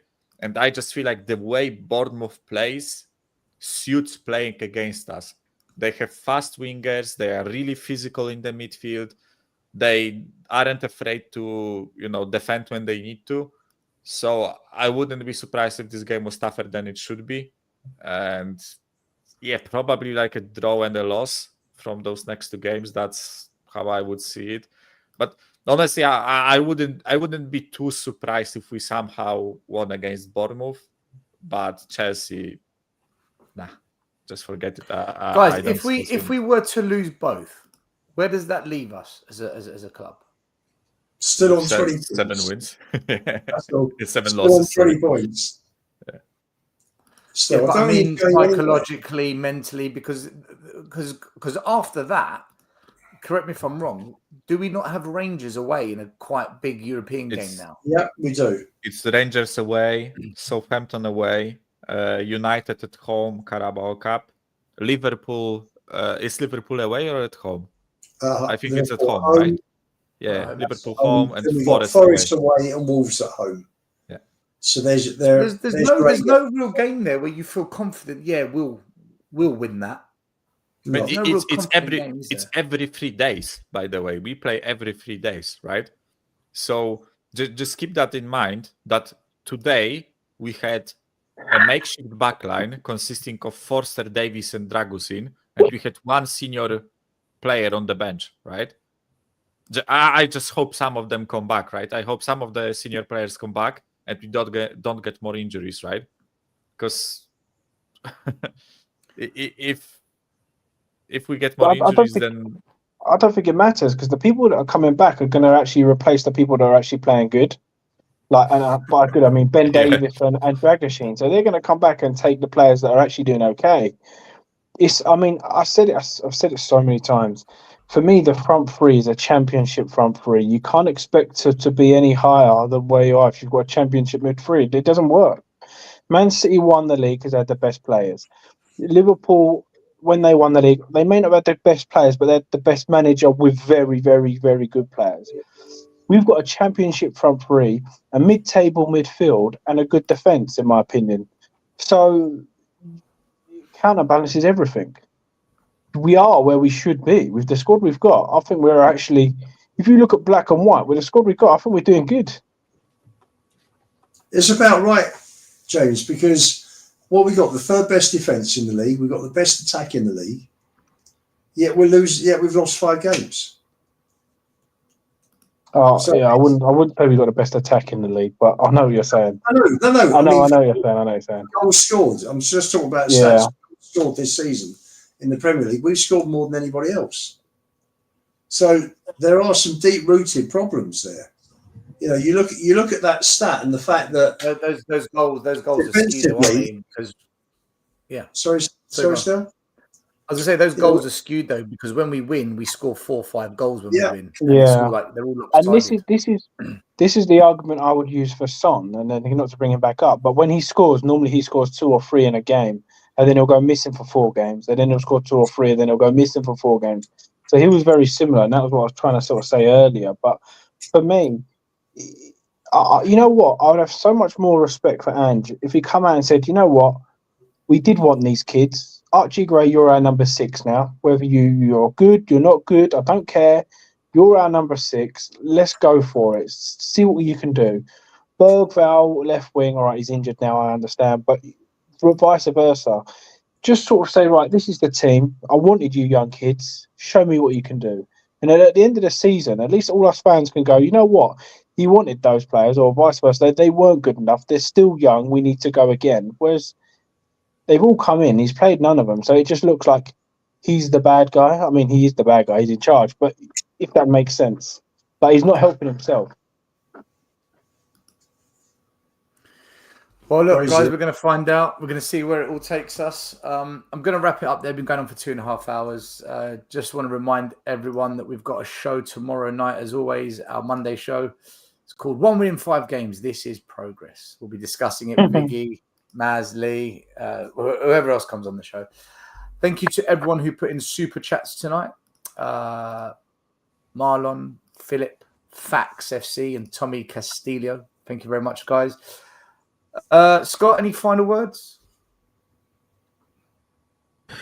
Oh, not real. I don't know. I mean, look, we know what to expect.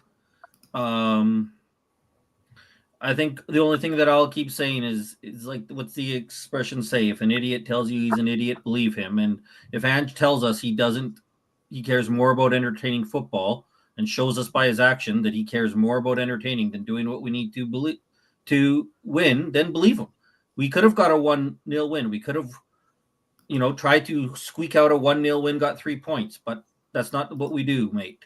We could have got away with a 2-1 win against Roma, but that's not what we do, mate. So when Ange talks, I'm going to believe him. And especially when he then goes out and shows it on the pitch, but we'll see. Who knows? We got all season full of ups and downs, as we know. We're going to get up and we're going to win games we shouldn't win. We'll lose games we shouldn't win. We'll be winning the quad one week and going down to relegation the next week. That's all the joy of not just being a Spurs fan, but being a Spurs fan on YouTube. So thanks for having me. It's always a pleasure talking with everyone here, even when I'm arguing with James and Ian. I'd much rather argue with them than some of the other people out there. At least they try to bring some thought behind their opinions, and we can go back and forth and have fun about it. And I promise you, as miserable as we all supposedly are, we will go backstage and laugh all about it. We'll have fun, and we're going to survive. Like Michael said, he can put football and life in 2 different categories and enjoy it. So thank you, Stel. You're welcome. Always welcome on the show. Ian, you went to the game. Was that 3-4 hours of your day? Then you did an hour and a half on Savage show, another 2.5 hours. You've done that. You've literally done Tottenham all day long. Psychopath. There you go. No, masochist. Probably. But there you go. Listen, it was disappointing today. Not overly surprised. It's, we're just not in form at the moment, are we? We're just not in form. So listen, the positive thing to come out of today is that whereas, after Ipswich, we actually said on this show, if we'd have drawn 3 of those 5 games that we've lost, if we'd have dug out those draws instead of losing, we'd have been 2nd or 3rd, whatever it was. And today we dug out a draw for a game we really had no right to get anything out of, because Fulham were far better than us. And we had a goalkeeper that kept us in with some 2 or 3 cracking saves in the first half. So that's, for me, positive to end on. Yeah, fair enough. Positive ending there for me. And Michael, I will never, ever, ever, ever, ever forget this show. Honestly, I sat there and I thought, he's going on. And then when you ended it with, as a foreign Spurs fan, I made the mistake. I would never forget. That was a funniest thing. Oh my Lord! Thank you for that, Michael. Thank you. Listen, I try to be like. I know sometimes, like, maybe I go back on myself and kind of contradict the point I make, right? But I think I try to be reasonable, right? And honestly, that was a reasonable thing to say, right? And by the way, because I said it was like a bad choice to make or whatever, right? But I don't regret the choice, right? As stupid as it sounds, I actually like from time to time I enjoy watching Tottenham, right? But especially I enjoy like the community. I enjoy what we do here. I think in any other top 6 club I wouldn't be able to do that, right? Sit here with you guys, talk about the club, right? I just think this is something like a bit unique to our club, the way like we have those panels, the way you guys allow people to give their opinions, right? So as I said, I don't regret the choice, right? And maybe because like I'm a bit younger and not scared, there is still like a bit of hope, not with Postecoglou himself, right, but with the club. I still have like a bit of faith that I will get to witness, something positive with the club. Not a win here and there, but a stretch of wins. As I said, like imagine I started supporting this club at the end of Pochettino. I missed like the peak of Pochettino, right? Speak of timing. Unbelievable. Unbelievable, right? Actually, when we were good, I wasn't aware, right, at that point. But yeah, it's we like therapy session aside, right? With Postecoglou and this team, I honestly feel bad for some of the players because, as I say, I feel like they are better than what they are showing us, and it's not necessarily their fault. And I think they are getting run into the ground by this system. I think the way we like completely fucked up the transfer window, the summer transfer window, left us with an extremely like short squad, which is showing now, right? We have plenty of injuries. Those players are getting run into a ground. The reason Kulusevski didn't start today was probably because he couldn't breathe after, playing 90 minutes for 2 months straight, right? Every single 3 days. So I just feel bad for the players because I actually like plenty of them, but they are getting mismanaged both by the manager and by the club themselves. So unless something in that regard changes, then I don't see like positives. We will keep winning and losing games and go online. You will outlive Enoch. That is a positive. Yeah, you're young enough, believe me. You are young enough. Whether I'll see different owners, who knows? But you definitely will. Yeah, believe me. So hold on to that, mates. Hold on to that. Yeah, definitely. I've always said like I think the ownership is the main reason why this club is not doing as well as it should be. Right? I will keep saying this. I think this club is a giant that doesn't want to wake up, and it's because of the owners. The owners choose not to buy certain players. They choose not to do something, right? It's not as if they couldn't afford certain players. They can afford them. They just choose not to, right? Which is the most infuriating thing. But as you said, I will most likely I will definitely outlive like Levy himself and other guys, right? But Estelle just fucked off, so nobody will finish the show now. I don't know if you guys realize, but Estelle, what was that, mate? I clicked a comment to come up and it just kicked me out. So I don't know. Yeah. So yeah. Overall, bring on Bournemouth. Let's see what happens. But this manager, absolutely. Come on, you Spurs. Guys. Bring on Bournemouth. I dread it, but the others look forward to it. We will see. James, you have got a name as a happy clapper now. I don't know how it's happened, but you actually got a bit of a name. Yeah, how? I've been calling the board out for years. I've been to protests and stuff, and I'm the happy clapper. I don't get it. I'm calling out the stars, so-called stars like Son, and everyone's just riding dick. But for me, I'm in the same spot as everybody else. I've enjoyed the show. I always enjoy the show because people actually say what they want to say. I mean, there are a couple of knobheads in the chat that just got personal for no reason, which makes no sense. If you don't want to listen to different people's opinions, then don't watch the show. You have to be personal. But hey, it is what it is. The things I love things like this, being put in this position, because me and Scott, I would say, are complete opposites. But it's always good to have a good debate and like a respectful debate, because you do take different people's things on board, and that's how you learn in life. You don't go, "Oh, right, yeah, my way's right from birth," because you'd just be wrong the whole time. So it's good to see different people's opinions, and I feel like you do that on this show. So yeah, fair play to you. Yeah, we do. We're not. Do you know? We're far from an echo chamber, but people just I don't know. Is it jealousy? Is it frustration they don't come on? I don't know. It is what it is. Look, for me, I'm just going to be consistent as always. I'm not on board. I'm not bothered. My emotion for the club is just until we get 5 games of just some level of consistency in the Premier League where we're just on a roll. I just whatever. Been here before, people. So I'll leave it there. We'll be back tomorrow night. Make sure you like and subscribe to the channel. Make sure you follow the Hotspur Hood and Football Heritage TV as well. There's links in the chat.